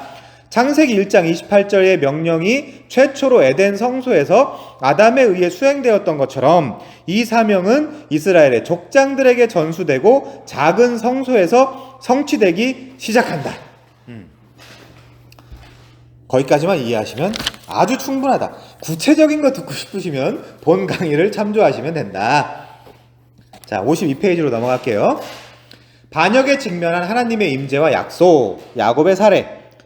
우리 반역과 죄악에도 불구하고 하나님은 자신의 임재로 땅을 충만하게 할 목적을 계속 진행하시는데, 이 목적은 창세기 28장에서 야곱에게 분명히 나타난다. 야곱의 이름이 뭐죠? 발꿈치를 잡는 자. 그쵸? 속이는 자, 뭐 그런 뜻을 갖고 있습니다. 그래서 야곱은 자신의 이름대로 살았으며 에서에게서 장자권을 빼앗고 rights as firstborn, 장자의 권리. 장자의 권리는 뭐죠? 결국 마태복음 1장에 이름이 적힐 권리예요. 구원의 권리. 구원의 라이츠 이렇게 이제 에서를 속여 그의 복을 빼앗았다. 그래서 이게 이제 제가 한번 설명했다시피 부자와 나사로의 비유에서 볼 때 에서는 부자였다. 난 장자권이 필요 없어. 경홀히 여기고 만홀히 여겼다. 근데 야곱은 자기가 가진 거 뭐라도 막 털 붙이고 막 거짓말하고 뭐라도 해서라도 하나님 나라의 그 장자됨을 받고 싶었다. 여러분 그 정도의 마음 있으세요? 하나님 나라에 대한 갈망? 그거를 신약 성경에서 푸토코스, 백가죽과 등가죽이 붙었다. 푸토코스, 우리 그렇게 배웠거든요. 헬라 배울 때. 푸토코스, 정말 빈곤하고 가난한 자, 하나님 나라에 대해. 그래서 정말 그 나라를 상속받고 싶고 갖고 싶은 자라고 부자 나사로에서 이 세리와 죄인들, 벌서스, 그리고 바리새인과 그 서기관들 비교하는 거예요. 그래서 바리새인과 서기관들 어떻게 기도해요? 나는 맨날 금식하고요. 괜찮아요, 하나님. 감사해요. 근데 이제 세리와 죄인들은 어떻게 기도해요? 아이고, 내가 어떻게 하나님 나라를 감히 하늘을 쳐다나 볼 수 있겠습니까? 그럼에도 불구하고 하나님께서 저한테 강도 얘기랑 좀 섞은 건데 요만큼 은혜를 주실 만한 그런 게 있으면 저를 낙원으로 보내주시면 좋겠습니다. 낙원 좀 많이 섞였네요. 어쨌든 그게 푸토코스, 완전히 파산된 실존. 근데 그게 진짜 있는 사람들이 진짜 신자예요, 여러분. 그게 진짜 성도예요. 나 정도면 괜찮은 거 아니야? 아니, 내가 천국 가야지 누가 천국 가냐? 이거는 못 가요. 그건 못 가고. 입장하십니다. INFP께서. 백가죽과 등가죽이 푸토코스한 사람들이 들어갈 수 있는 거죠. 자, 그래서 넘어갈게요. 그래서 53페이지에 가면, 자, 여러분들 요 표현 53페이지에 가면 아담이 에덴 성소에서 사명을 받았던 것처럼 야곱도 여러분들 이걸 사모하시면 좋을 것 같은데, 베델 성소에서 사명을 받는다. 베델이 하나님의 성소라는 것을 우리가 어떻게 알 수 있냐? 야곱은 계속해서 한 곳, 네 번째 줄이죠. 다섯 번째 줄, 이 장소, 다섯 번째 줄, 장소, 여섯 번째 줄, 이 장소, ESV, 이 장소, 첫 번째 줄, 두 번째 줄, 이 장소. 그래서 야곱은 이 장소를 하나님의 집이요 하늘의 문으로 여겨요. 다윗도 마찬가지예요. 그래서 내가 그 성전의 아름다움, 그쵸? 내가 문지기라도 됐으면 좋겠다. 나는 그 성전의 아름다움을 앙망하겠다. 그럼 그 성전이 구속사적으로 뭐겠냐고요? 예수 그리스도야. 예수 그리스도. 나며 내 안에 파라클레토스, 다른 보혜사로, 또 다른 보혜사로 임재해 계신 그 예수 그리스도의 아름다움, 나 그거 보고 싶어요 라고 지금 다윗이 계속해서 얘기하는 거예요. 다윗이야말로 살인자죠. 살인 미수. 살인도 많이 했죠. 물론 사람 많이 죽였으니까. 거기다가 강간범이죠. 그럼에도 불구하고 푸토코스라고요. 문지기라도 하고 싶다 나는. 문지기라도. 그 마음이 우리한테 있는 사람이 부자와 나사로의 비유에서 지금 예수님이 일부러 너 부자야? 거지야? 이렇게 이제 물어보시는 거예요. 자, 그래서 여기서도 계속해서 53페이지 밑에서 여섯 번째 줄에 보면 이 장소, 이 돌, 에벤에셀, 도움의 돌, 여기까지 나를 도우셨다. 에벤에셀. 다음 줄, 이 기념의 돌, 이제 이런 식으로 계속해서. 그리고 이제 유대교에서는 이 기념의 돌, 그 돌이 진짜 있다는 게 아니라 그 돌의 그 의미를 유대교에서는 지금도 뭐라고 생각하냐? 그 성전, 솔로몬 성전과 이스라엘이 회복될 때의 성전을 위한 주춧돌과 동일시되는 그 돌로 생각한다. 유대교인들은. 그렇게 이제 이해하시면 됩니다. 자, 54페이지로 넘어가면요. 마지막 단락. 하나님은 하나님의 종들에게 성전 예배의 배경에서 사명을 위임하시는데 족장들 개개인에 대해 우리는 아담의 사명이 작은 성소에서 전수된다는 걸 강조했고 노아로 그리고 족장들로 연결된다는 것을 보았다. 자, 55페이지 중간에 내가 너와 함께 있다라는 하나님의 약속은 이제 아담, 노아, 아브라함, 이삭, 야곱, 그 다음에 누구한테로 넘어가요? 모세한테로 넘어가요. 이제 모세한테로. 자, 그래서 밑에서 5번째 줄 볼게요. 온 땅을 충만하게 하기 위해 하나님의 임재를 확장하겠다라는 하나님의 목적은 하나님의 종들의 적합성에 기초하는 것이 아니라 하나님의 종들과 함께 하시는 하나님의 임재에 대한 약속에 기초한다. 왜요? 지금 제가 불러드린 이 모든 인물이 잘한 게 하나도 없어요. 오직 그들에게 주신 하나님의 약속을 하나님 스스로 그것을 성취하기 위해서 희생할 때 그리고 그 신실성에 의해서 성취된다. 그러니까 우리한테도 마찬가지죠. 우리한테 예수님이 나가서 사마리아 땅끝까지 복음 전하라고 했을 때 전제 조건이 뭐예요? 내가 영원히 너희와 함께 있겠다라는 그 약속 때문에 우리가 밖에 나가서 복음을 전하고 일본 가서 선교를 할 수 있고 한 거지. 아니 우리가 뭐 대관절 무슨 힘과 능력이 있다고. 그래서 성전 건축도 힘과 능으로 되는 게 아니라 하나님의 영으로 되는 것이다. 왜 하필 성전 건축을 제가 또 인용했겠어요. 그 학계에 나오는 그 성전의 이전 영광이 나중에 있는 영광이 더 클 거다라고 얘기하는 거길 통해서 우리가 또 읽어낼 수 있잖아요. 자, 그래서 56페이지 중간에서 조금 밑에 아브라함, 이삭, 야곱이 곳곳에 제단을 쌓았기 때문에 이스라엘의 미래의 영토에 성지들이 산재에 있었다. 왜요? 거기 곳곳에 지금 얘네가 말하자면 깃발을 꽂았잖아요. 이 순례자와 같은 활동은 마치 깃발을 꽂고 그 땅의 중심을 영원한 하나님의 거주지로 삼게 될 때에 하나님과 이스라엘의 미래 성전을 위해 땅에 대한 소유권을 주장하는 것과 같다. 자, 57페이지. 그래서 신의 산은 다음에 4가지 방식으로 성막과 성전의 건물을 예견한다고 하는데 이건 읽어보세요. 요거는 그럼 충분합니다. 58페이지 중간에 그래서 우선은 성소였죠. 족장들까지는 성소. 그 다음에 58페이지 중간 성막과 성전의 유사점들이 분명하고도 널리 인정돼 왔는데 성전을 짓기 위한 다윗의 준비도 족장들의 소규모 성전 건축 활동과 유사하다. 둘 다 하나님의 집이라고 불리는 곳에서 하나님께 희생 제사를 드리기 위해 여호와께 제단을 쌓으며 산에서 준비 작업을 시키며 신현 사건을 수반한다. 근데 하필 딱 그 산에다가 아리우나의 타작마당, 그쵸? 거기가 모리아 산이며, 거기서 이제 예수님이 돌아가시는 그런 모습들이 구속사적으로. 아니, 하필 땅이 많을 텐데 산이 많고, 그쵸? 근데 하필 그곳에서, 그래서 역대하 21장은 베델의 야곱 이야기를 반영하는데 이곳에서도 하나님의 천사가 다윗에게 나타나고 굳이 땅과 하늘의 연결이 강조된다. 그게 이제 예수님 그 요한복음에도 나오죠. 사닥다리. 야곱 본문에도 나오죠. 사닥다리. 땅과 하늘을 연결하는. 그 나중에 이제 유대인들은 그 사닥다리를 종려나무로 인식하기도 합니다. 그래서 드보라 사건에 있어서 드보라가 종려나무 자기 집에서 그 미슈파트 재판을 했다. 사사로서. 그쵸? 그런 표현들이 나오잖아요. 사사기에 보면 하늘에서 그 말씀을 받아서 재판을 사사들이 재판하는 사람들이잖아요. 뭘로요? 하나님 말씀으로.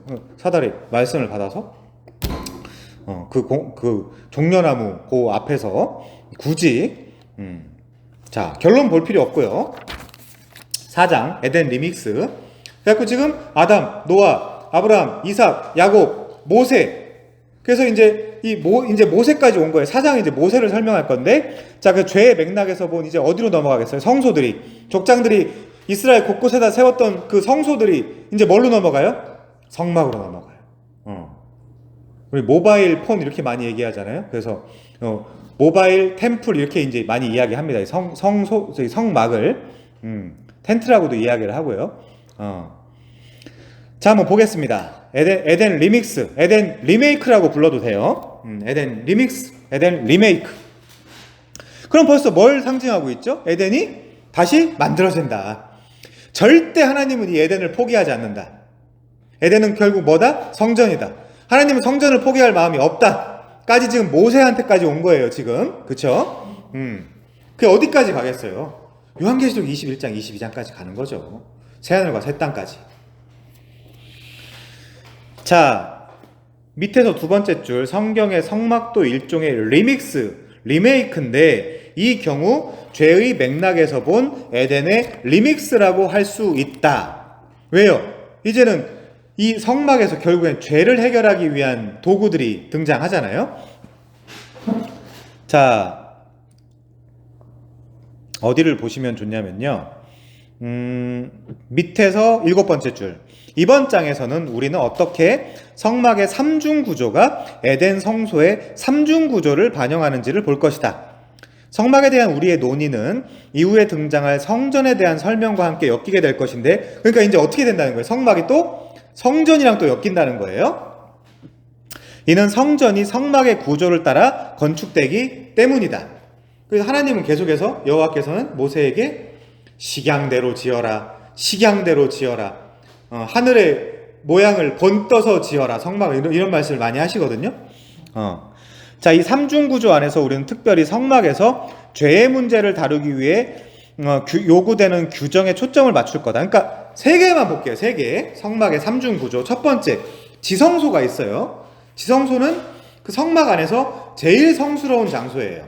그렇죠?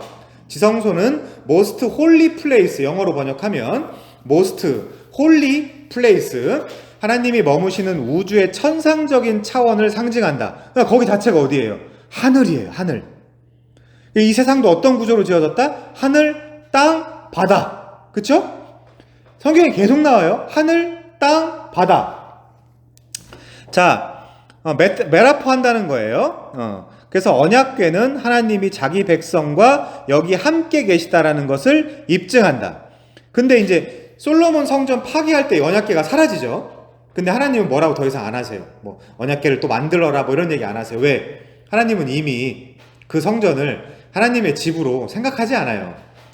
스룹바벨이나 막 헤롯이나 막 몇십 년 걸쳐갖고 지어대지만 하나님은 거의 이미, 왜? 여호와의 궤가 여호와의 영광이에요. 영광을 상징해요.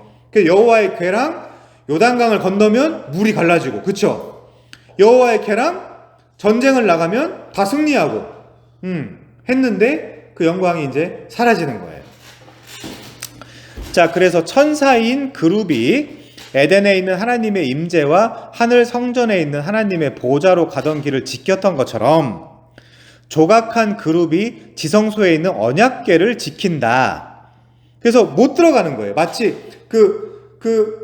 창세기 초반에 그 생명나무의 길을 그룹들이 막고 있잖아요. 그거랑 똑같이 그 휘장에 그룹들이 수놓아져 있거든요. 그러니까 아무나 못 들어가는 거예요. 그럼 누구만 들어가는 거예요?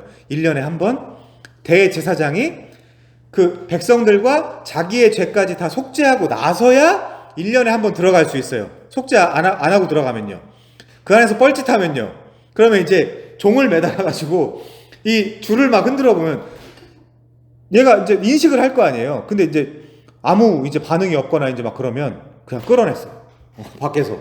얘 뭔가 속죄가 좀 제대로 안 됐다 해가지고 얘 죽었나 보다 대제사장. 그래갖고 이제 줄을 매달아서 끌어냈어요. 그때 옛날에는. 그러니까 이 사실은 이 지성소에 들어가는 거 이런 모든 어떤 그런 절차나 아니면 식양 이런 것들을 잘 했어야 됐어요. 아무거나 만지거나 물건을 뭐 부정하게 하거나 그러면 속건제도 막 드렸어야 됐고 막 그 당시에 그것처럼. 그래갖고 그 이제 신약으로 넘어오면 부정하게 어떤 물건을 잘못 만지거나 아니면 누구를 뭐 때리거나 괴롭히거나 아니면 뭐 다운시키거나 디프레스 시키거나 그러면 연자맷돌을 쥐고 뭐 바다에 들어가는 게 나을 거다 이제 막 그런 표현들 나오잖아요. 그게 이제 속죄하지 않은 상태에서 하나님을 만날 수 없다라는 의미들을 담고 있는 거거든요. 그러니까 그런 속건제, 뭔가 그 성전 안에 있는 아까 베델리엄, 호마노 그런 것들이 다 우리 성도들을 상징한다 그랬잖아요. 그들을 뭐 시험에 빠뜨리거나 막 이제 이렇게 하면 연자맷돌을 들고 굳이 바다에 아니 다른 그 페널티를 주시려도 충분할 텐데 굳이 바다에 빠져서 죽어라 이제 이렇게 이제 말씀하시는 것들도 다 연결이 되는 부분들이 있습니다. 자, 그래서 제일 밑에 볼게요. 지성소는 하나님의 하늘 보좌에 있는 공간의 일부에 속한다. 그러니까 굉장히 우리가 사실 지금 시대는 하나님을 좀 가볍게 여긴다거나 이렇게 하는데 사실 성경을 전체적으로 보면 하나님 가지고 장난하거나 이러면 안 돼요.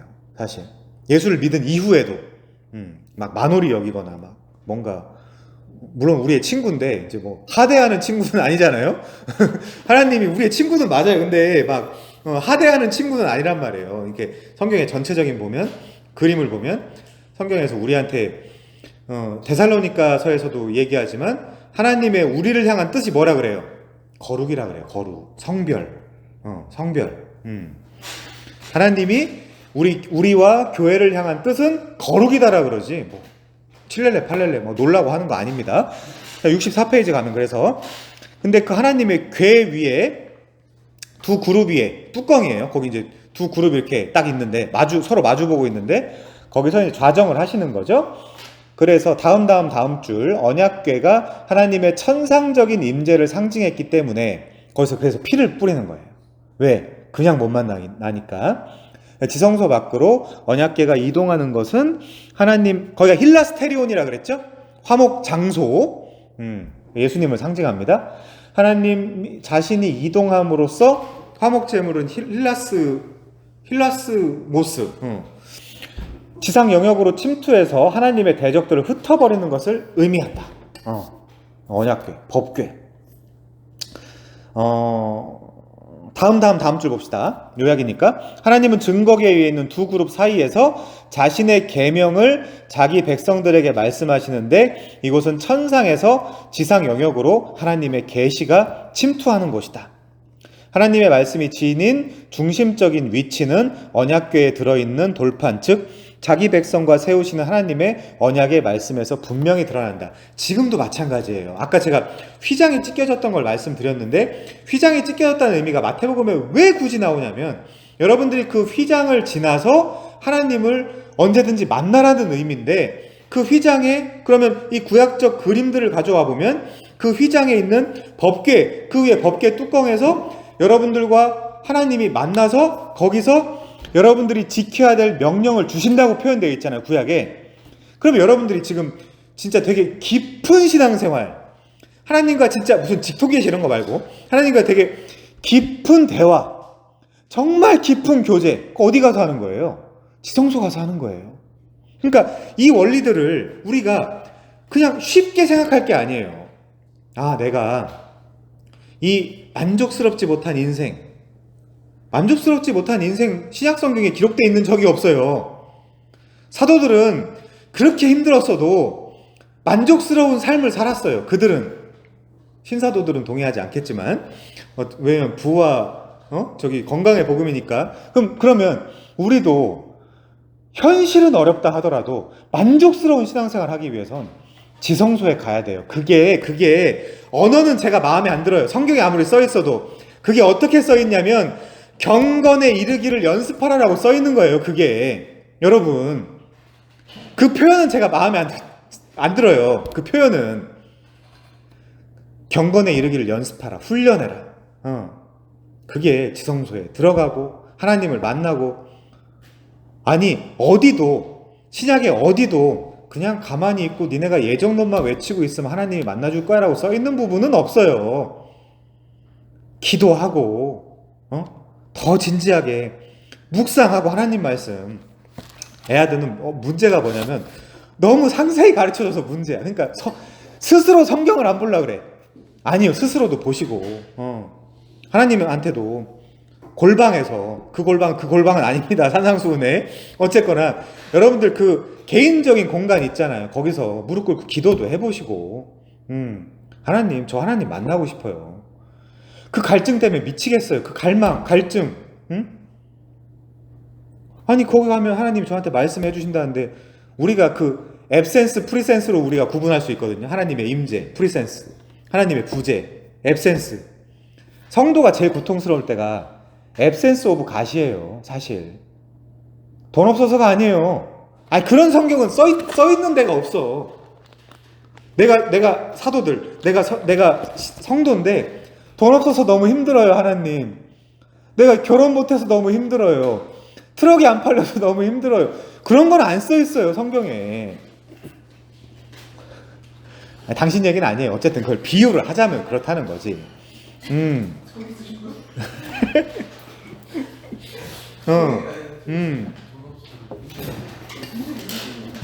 힘들긴 힘들죠. 프리센스, 하나님의 임재. 25년간 막 하나님의 말씀이 아브라함한테 안 떨어지면 아브라함이 무슨 생각을 하겠어요? 그게 우리의 신앙생활이거든요. 아니 가나안 땅으로 데리고 간다며. 근데 자식 준다며. 근데 반응이 없네. 그러면 우린 뭐 어떻게 하겠어요? 다른 여자 만나서 자손 내 힘으로 출생하려 한다. 이게 성경이거든요, 사실. 그냥 그 힘들다는 걸 제가 이해 못한다라는 게 아니라 그걸 해야 된다고요. 그 25년 동안, 그 25년 동안, 25년 맞나요? 맞죠? 그 25년 동안 계속해서 그래도 골방 들어가서 하나님 어떡할까요? 막 붙잡고 씨름하고. 자, 그렇습니다. 두 번째, 성소. 지성소는 이제 하늘, 땅, 바다로 생각하면 하늘 같은 곳이다. 그쵸? 자, 두 번째, 성소. 가시적인 하늘과 자기 백성이 함께한 하나님의 임재. 여기서는 그 지성소 밖으로 나오면 등잔대라든가 떡상이라든가 분향단 같은 것들이 있어요. 요거에 대한 자세한 내용은 본 강의를 참조하시면 됩니다. 자, 어쨌거나 성소는 땅을 상징하기 때문에 여기도 아직은 거의 유대인들처럼 언약이 아직 남아있는 곳이에요. 그래서 여기도 아무나 갈 수는 없죠. 아무나 이제 왔다 갔다 할 수는 없는 곳으로 기록이 되어 있습니다. 자, 67페이지 가면요. 중간에서 좀 밑에요. 성소에서 제사장들은 분향단에서 기도했을 것이며, 그쵸? 이 제단에서의 그들의 기도가 하나님이 계신 곳까지 올라갔을 것이다. 그래서 우리 제사장이잖아요? 우리도 기도해야 돼요. 그 기도가 계시록에 보면 올라간다고 돼 있고, 그 기도에 대한 자세한 내용은 본 강의를 참조하시면 됩니다. 자, 어쨌거나 이 성소에서 진지한 신앙생활을 또 우리는 해야 된다. 지성소에 나아갈 때까지. 자, 진설병, 그리고 분향단, 떡상, 이런 것들 잘 이제 본 강의를 참조하시면서 이해하시면 좋겠어요. 자, 바깥들 볼게요. 바깥들은 69페이지. 죄의 문제. 에덴이 리믹스 되었기 때문에 거룩하신 하나님께로 접근하기 위해 죄의 문제가 제거돼야 되며, 바깥 안뜰에서는 그 죄를 위해 이스라엘의 성막에서 규정을 마련해놓은 장소였다. 특히 죄의 문제는 번제를 드릴 때 번제단과 정결하게 되기 위한 물두멍에서 맡겨진다. 번제단. 자, 죄인이 죽는 대신 동물이 바쳐지고, 자기가 잡는 거예요. 짐승을 자기가 잡아서 자기가 목을 잘라서 다 빼내고. 좋겠네요. 참 재밌겠네요. 아우, 너무 끔찍하죠. 히브리서에 보면 이것은 죄를 생각나게 한다. 원어로 보면 상기시킨다. 얼마나 힘들겠어요. 매번 가가지고. 제사장이 얼마나 힘드냐면 아침 저녁으로 거기서 드리는 상번제가 또 있어요. 매일 드리는 상번제. 매일 1년 된 양들을. 얼마나 불쌍해요. 걔 지르는 그 비명. 그러니까 그 죄가 여러분 얼마나 하나님 앞에서 노여움을 사는 거며 진노를 사게 하는 것인지를 알아야죠. 여러분들한테 죄 책감을 가지라는 게 아니라 죄 의식은 분명히 알아야 돼. 내가 얼마나 죄인인가. 이건 분명히 알아야 돼요, 우리가. 현실적으로. 이런 것들을 보면 제사장도 자기를 위해서 잡고 회중을 위해서 잡지만 내가 내 죄를 위해서는 내가 잡아야 돼요. 성경에 보면. 자, 그래서 죄인이 죽는 대신 동물이 바쳐지고 안수하고 잡죠. 죄 전가 피는 지성소에 있는 언약궤의 덮개에 뿌려진다. 그리고 그 번제단에 뿔이 있거든요. 거기다도 바르죠. 네 뿔이 있어요. 그 번제단에. 정결하게 되기 위한 물두멍은 동물 제사의 지저분한 절차를 수행한 이후에 제사장들이 씻기 위한 실제적인 목적으로 사용된다. 탈무드에 보면 이거 다 하고 나서 씻을 수 있기 때문에 계속 하루 종일 피해요. 온 몸에 막 손에. 그 다음에 성소로 들어가기 위해서 그 다음에나 씻을 수 있어요. 보통 일이 아니에요, 이게. 자, 그래서 이 씻음은 성전 봉사를 위한 제사장의 성별에 대한 그림을 제공한다. 바깥들에 있는 번제단과 물두멍을 통해 죄인된 제사장들은 거룩하신 하나님의 임재 앞에서 죄인된 사람들을 대신하기 위해 씻김을 받는다. 그러니까 우리가 전도한다라는 게, 선교한다라는 게 얼마나 힘든 거예요. 아무나 우리가 이거 전해준다라고 해서 절대 아무나 안 믿어요. 여러분 다 고생하고 계시잖아요. 네. 다들 고생하고 계시잖아요. 이 얘기예요. 이 얘기. 제사장이 뭐 하는 거예요? 결국 다리 놓는 사람이잖아요. 다리 놓는 사람. CCM 찬양팀도 있잖아요. 다리 놓는 사람들이라고.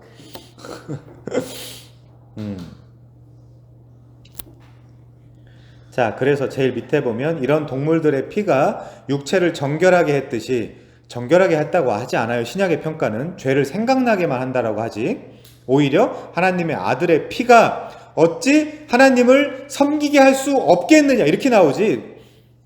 자, 어쨌든 그리스도의 피는 우리의 양심을 죽은 행실에서 깨끗하게 하고 살아계신 하나님을 섬기게 한다라고 합니다. 그 다음 페이지 70페이지에 가면요, 중간에 예수의 피는 우리의 죄를 눈과 같이 희게 만들 능력을 가졌는데 이로써 우리는 하나님 자신이 보좌 앞에서 담대히 설 수 있게 해준다. 그 결과 번제단과 생각해보니까 어제 그렇게 먹여서 전도한 분이 알았네요. 자, 쉽지 않다니까 이게. 자, 번제단과 물두멍은 그리스도의 최종적인 희생을 가리키며 그리스도의 피는 우리의 죄악을 제거함으로 죄악된 인류가 거룩하신 하나님의 임재 가운데서 그의 하늘의 성전에서 밤낮 하나님을 섬길 수 있게 했다. 이걸 자꾸만 여러분들의 삶 속에 적용하셔야 됩니다. 여러분이 제사장이에요. 여러분이 제사장, 우리의 대제사장은 예수님이시고. 자, 넘어갈게요. 71페이지. 결과적으로 죄는 하나님이 최초로 아담에게 주신 사명을 약화시킬 수 없다. 왜요? 아담, 노아, 아브라함, 이삭, 야곱, 모세. 계속해서 지금 모세한테도 결국에 이 성막에서 뭐 하라는 거예요? 죄를 지었지만 결국에서 이 성막에서 죄를 해결함으로 계속해서 에덴을 확장해 나가라, 이거죠? 그렇죠? 자, 그래서 이스라엘 성전에 있는 구약의 희생제물들은 장차 임할 예수 그리스도의 희생을 예시하며 그리스도의 피로 인한 씻음은 우리를 깨끗하게 해서 하나님의 임재의 능력에 우리가 접근할 수 있도록 해준다. 솔로스 크리스투스, 오직 예수의 이름 안에서만 우리 공동체 안에서 걸어갈 수 있다. 자, 이제 넘어가서요, 5장 에덴의 회복. 자, 이제 보세요. 아담, 노아, 아브라함, 이삭, 야곱, 모세까지 왔어요. 이제 누구한테로 가게 됐어요? 선지자들한테. 선지자들. 그러면 구약이 끝나요. 다음 시간부터, 다음 주 어떻게 될지 모르지만 하여튼 다음 시간부터 이제 새로운 분이 어떤 분이냐에 따라서 이런 강의를 할 수 있냐 없냐가 결정되기 때문에. 자, 그래서 5장은 에덴의 회복이에요. 자, 그래서 여기도 소제목에 보면 이제 예언서에서 나타난 에덴의 확장에 대한 약속. 모세 다음에 누구다? 선지자들이다. 선지자들. 자, 5장 여기까지만 빨리 보고 끝내겠습니다. 에덴이 시작되면서부터 하나님은 자신이 머무시는 장소가 확장되고 마지막 때에 땅을 충만하게 할 것을 계획하셨다. 조지 신학자들은 창세전에 이렇게 이제 넘어가지만 성경 신학자들은 이렇게 보는 개념이 강하다 그랬죠? 자, 어쨌거나 이게 지금 계속해서 지금 실패하고 의인이 안 드러나고 율법을 안 지키는 이스라엘의 현실이에요. 그러면 에덴이 깨져나가는 거죠. 왜? 하나님과 언약을 맺은 이스라엘 백성들은 율법을 지키기로 언약을 맺은 건데 그렇게 안 되니까 결국에는 지금 이 언약이 깨지고 에덴이 또 깨지는 형국이 나타나는 거예요. 에덴이 결국 왜 깨졌어요? 그걸 학자들에 따라서는 행위 언약이라고 하잖아요. 아담과 하나님의 행위 언약. 근데 그게 깨졌던 것처럼 출애굽기 19장에서 또 율법, 그 행위 언약을 주시는데 그 언약이 이스라엘 백성들에 의해서 또 깨지잖아요. 그쵸? 그러면 이제는 예언서를 통해서 선지자들에게 어떤 약속으로 이 하나님의 에덴에 대한 확장이, 생육하고 번성하며 충만한 확장이 계속해서 진행되어 갈 것인가, 이제 그 이야기예요. 자, 밑에 세 번째 줄. 하나님의 처소를 확장하시려는 하나님의 목적은 이스라엘 백성이 성전을 우상으로 삼고 온 민족을 위한 등대 역할을 하는데 실패했기 때문에 이스라엘에 의해서 성취되지 않았다. 이렇게 나오죠. 로마서 11장 가볼까요?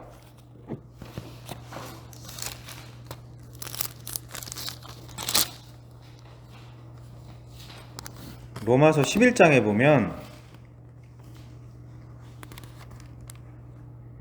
제가 말하려고 하는 거 어디 있어요, 목사님?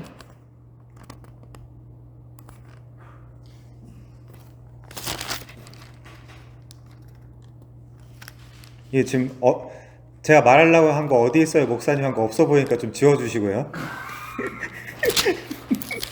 아, 여기 근데 9장 4절에 있네요.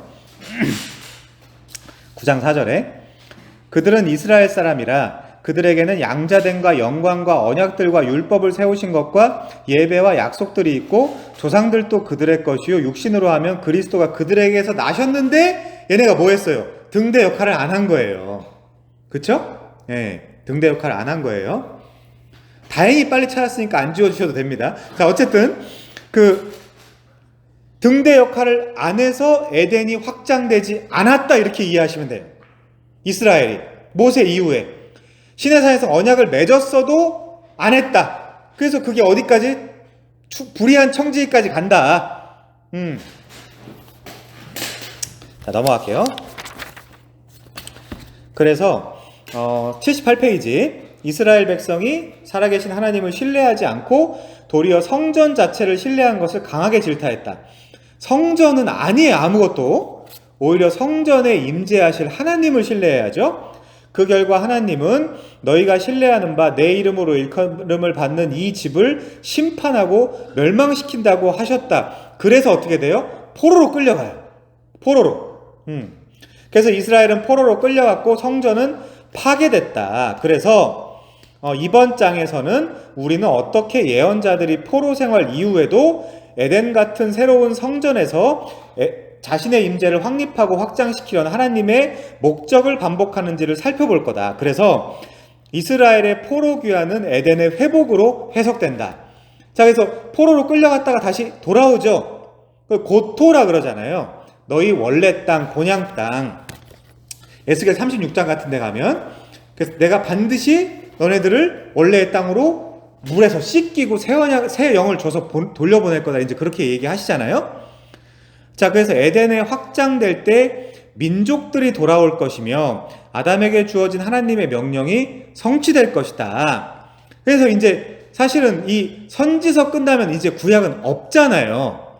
말라기 끝나고 이제 없잖아요. 이제 그러니까 이제 우리가 이제 이 책의 분량으로만 통해서 봐도 예수님 이야기로 넘어가겠구나. 이제 이렇게 이제 이해하시면 돼요. 자, 그래서 하나님이 거하시는 영광스러운 처소는 온 천지에 충만하도록 확장될 것이다. 이제 점점 여기 지금 이사야나 예레미야나 스가랴나 이 지금 이 예언에 대한 것들을 폭을 넓혀요. 네, 넓혀요, 계속. 뭐라고 넓힌다고요? 하나님이 거하시는 영광스러운 처소가 온 천지에 충만하도록 확장될 것이다. 이렇게 넓혀요, 지금. 어떤 이제 성전 안에 갇히지 않을 거야. 성소, 성전 이런 개념들을 계속해서 확대하고 넓힌다. 자, 그래서 에덴의 회복으로서의 포로 귀환. 여기 어딜 보면 좋냐면요. 다 했으니까 세 번째 단락 봅시다.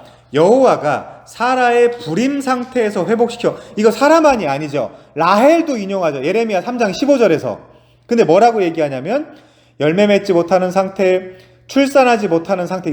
이거 해당 여자한테 하는 이야기가 아니에요. 이스라엘한테. 너네는 왜 언약을 받았으면서도 그 언약에 대한 그게 또 누구예요? 뭐예요 그게? 소출 없는 무슨 무화과 나무. 너네 왜 이러는 거야? 계속 다 연결되는 거거든요. 이게 너 왜 자식 못 낳아? 너 왜 소출이 없어? 아니 걔가 무슨 잘못이 있다고 나무가. 예수님이 갑자기 뜬금없이 그 나무를 저주하시잖아요. 이게 다 그 나무가 이스라엘을 상징하는 나무거든요. 무화과 나무가. 그래서 불임의 상태에서 회복시켜 자녀들을 낳게 하신 것처럼 여호와는 광야에 거하는 이스라엘을 번영과 기쁨과 즐거움이 가득한 에덴의 상태로 다시금 회복시킨다. 그래서 요엘 2장 3절은 심판 이후에 있을 때 이스라엘 땅의 회복을 뭐라고 표현한다? 에덴 동산이라고 한다. 그러면 결국에 에덴의 회복이네요. 그쵸? 물론 저도 다 알았지만 이 책을 얼마나 잘 썼는지 아시겠죠? 자, 그래서 사람이 이르기를 이 땅이 황폐하였더니 이제는 에덴 동산같이 되었고 황량하고 적막하고 무너진 성읍들의 성벽과 주민이 있다 하리니. 그게 뭐예요? 이게 생육하고 번성하고 충만할 모티프잖아요. 그 책을 쓸 필요가 없어요. 좋은 책들이 너무 많이 나와서. 아, 내가 왜 방구석에 앉아갖고 책을 쓰고 있냐? 책이 이렇게 좋은 책이 많이 나와 있는데 이거 가르치면 되지.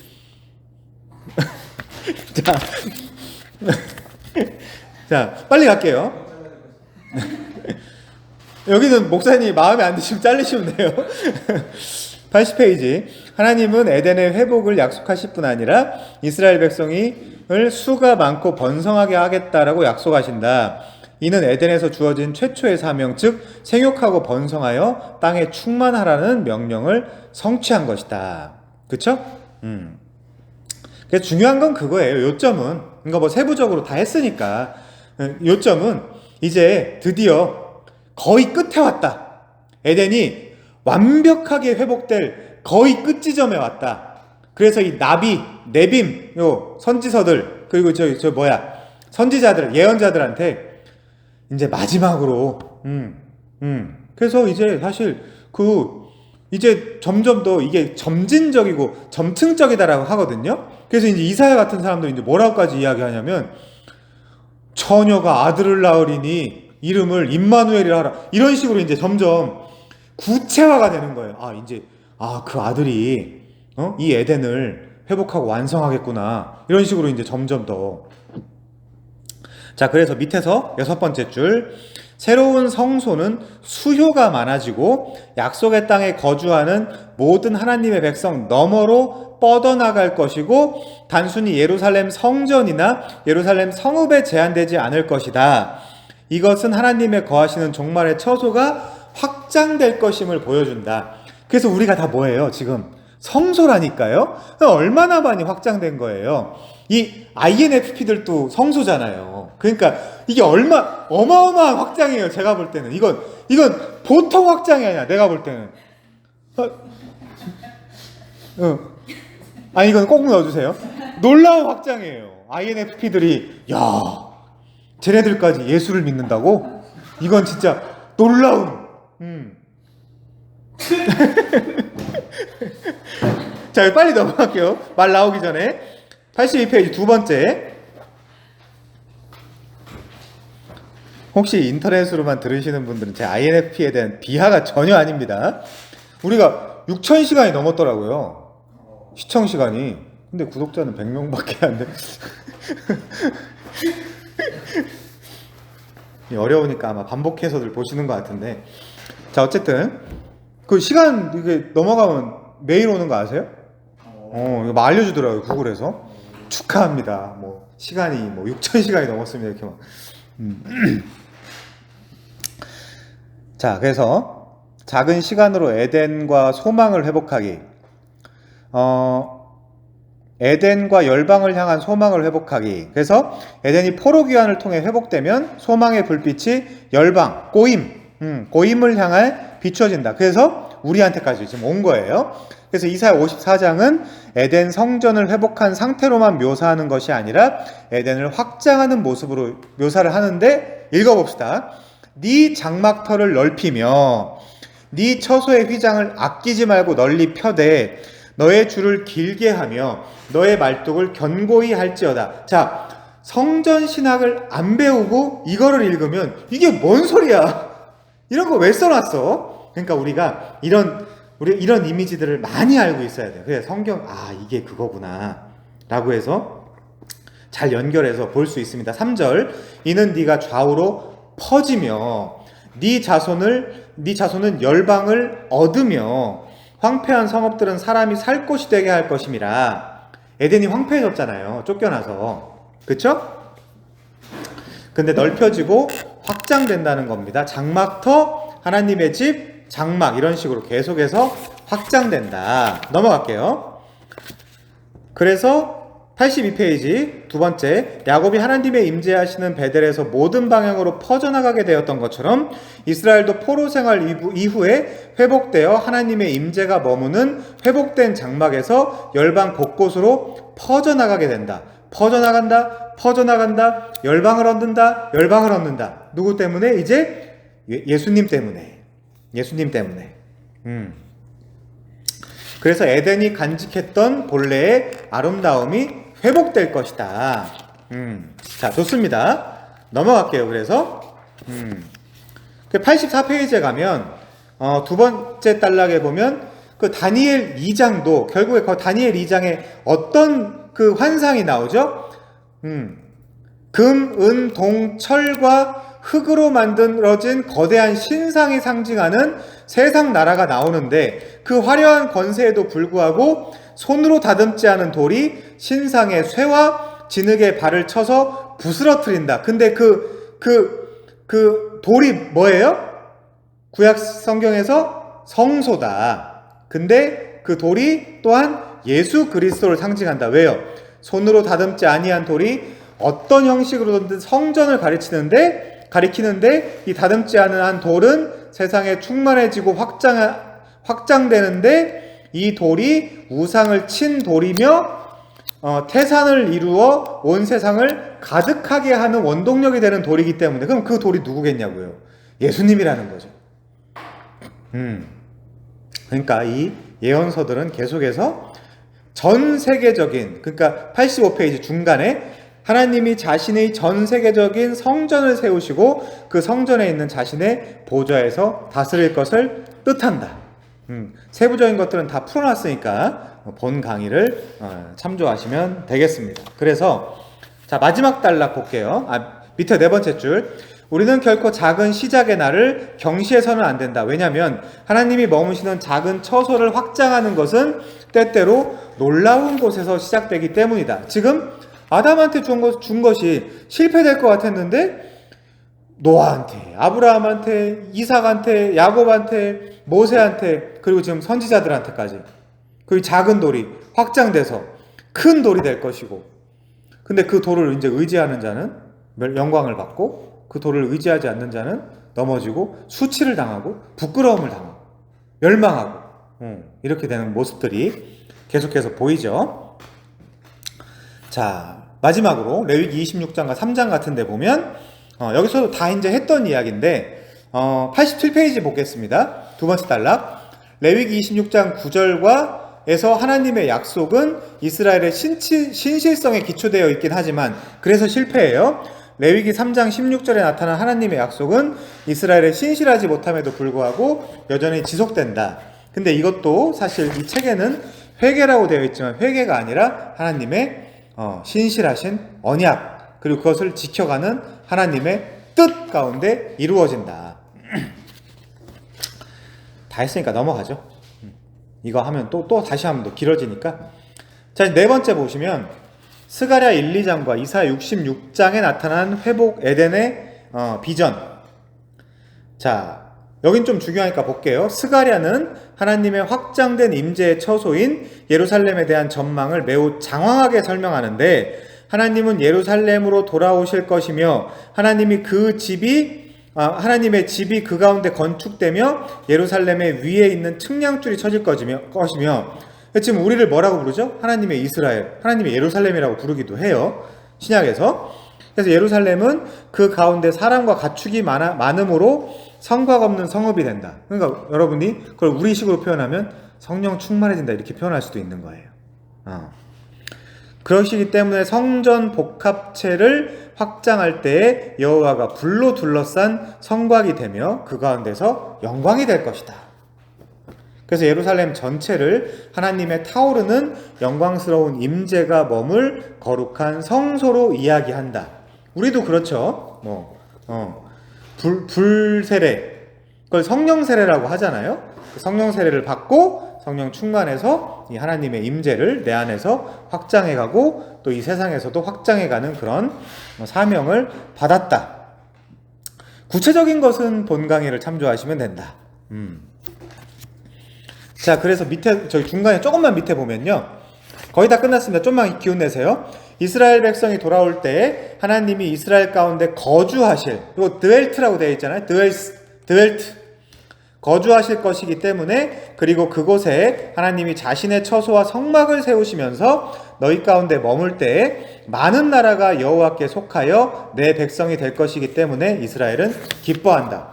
그래서 요한복음 1장 14절에서 말씀이 더 워드가 이제 드웰트한다, 우리와 함께 거하신다, 이런 식으로 표현이 되어 있습니다. 자, 넘어가고요.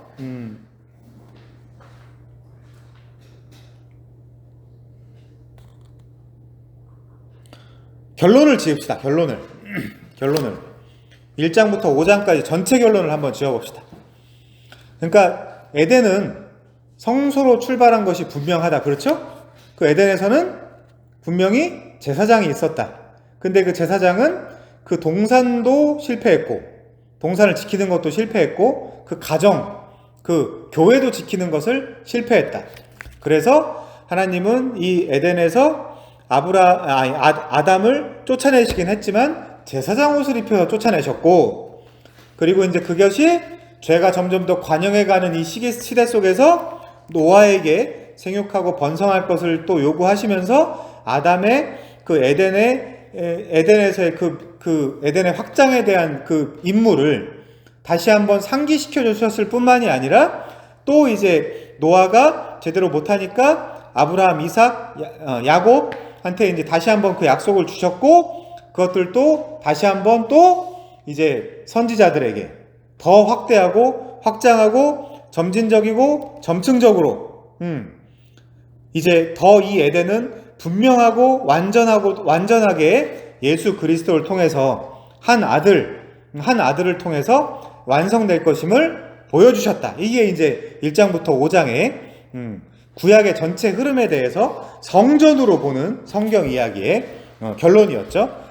자, 그래서 이 책의 이제 결론의 위에서 5번째 줄에 보시면, 이제 새로워진 에덴은 첫 에덴에서조차 간직하지 못했던 높은 복을 소유할 것이다.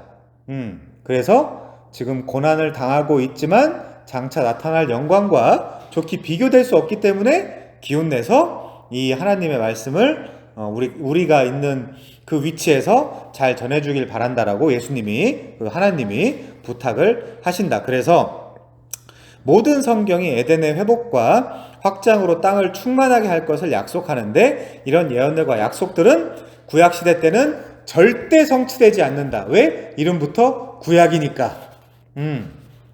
그래서 밑에서 6번째 줄 볼게요. 하나님의 백성이 생육하고 번성하여 땅에 충만하게 되어 에덴 성소를 확장할 것이라는 예언들과 약속들은 구약의 아브라함 시대나 이스라엘 성전 시대에 모두 절대로 이루어지지 않았다. 그러면 어떻게 이런 약속들이 실현되고 사명되냐? 우리는 둘째 아담이자 새 이스라엘이며 이 질문에 분명한 대답이 되시는 예수의 사역으로 돌아가야 된다. 그래서 이제 다음 시간부터는 요거를 여러분들 1강부터 5강까지 다 안 들으시더라도 오늘 강의에서 제가 이제 구체적인 거 필요하실 때 들으시면 되지만 오늘 것만 잘 이해하셔도 이제 6장부터 10장 충분히 들으시는데 선 지식이 될 것이라고 제가 이제 생각을 합니다. 다음 시간부터는 이제 시작을 공부해 보도록 하겠습니다.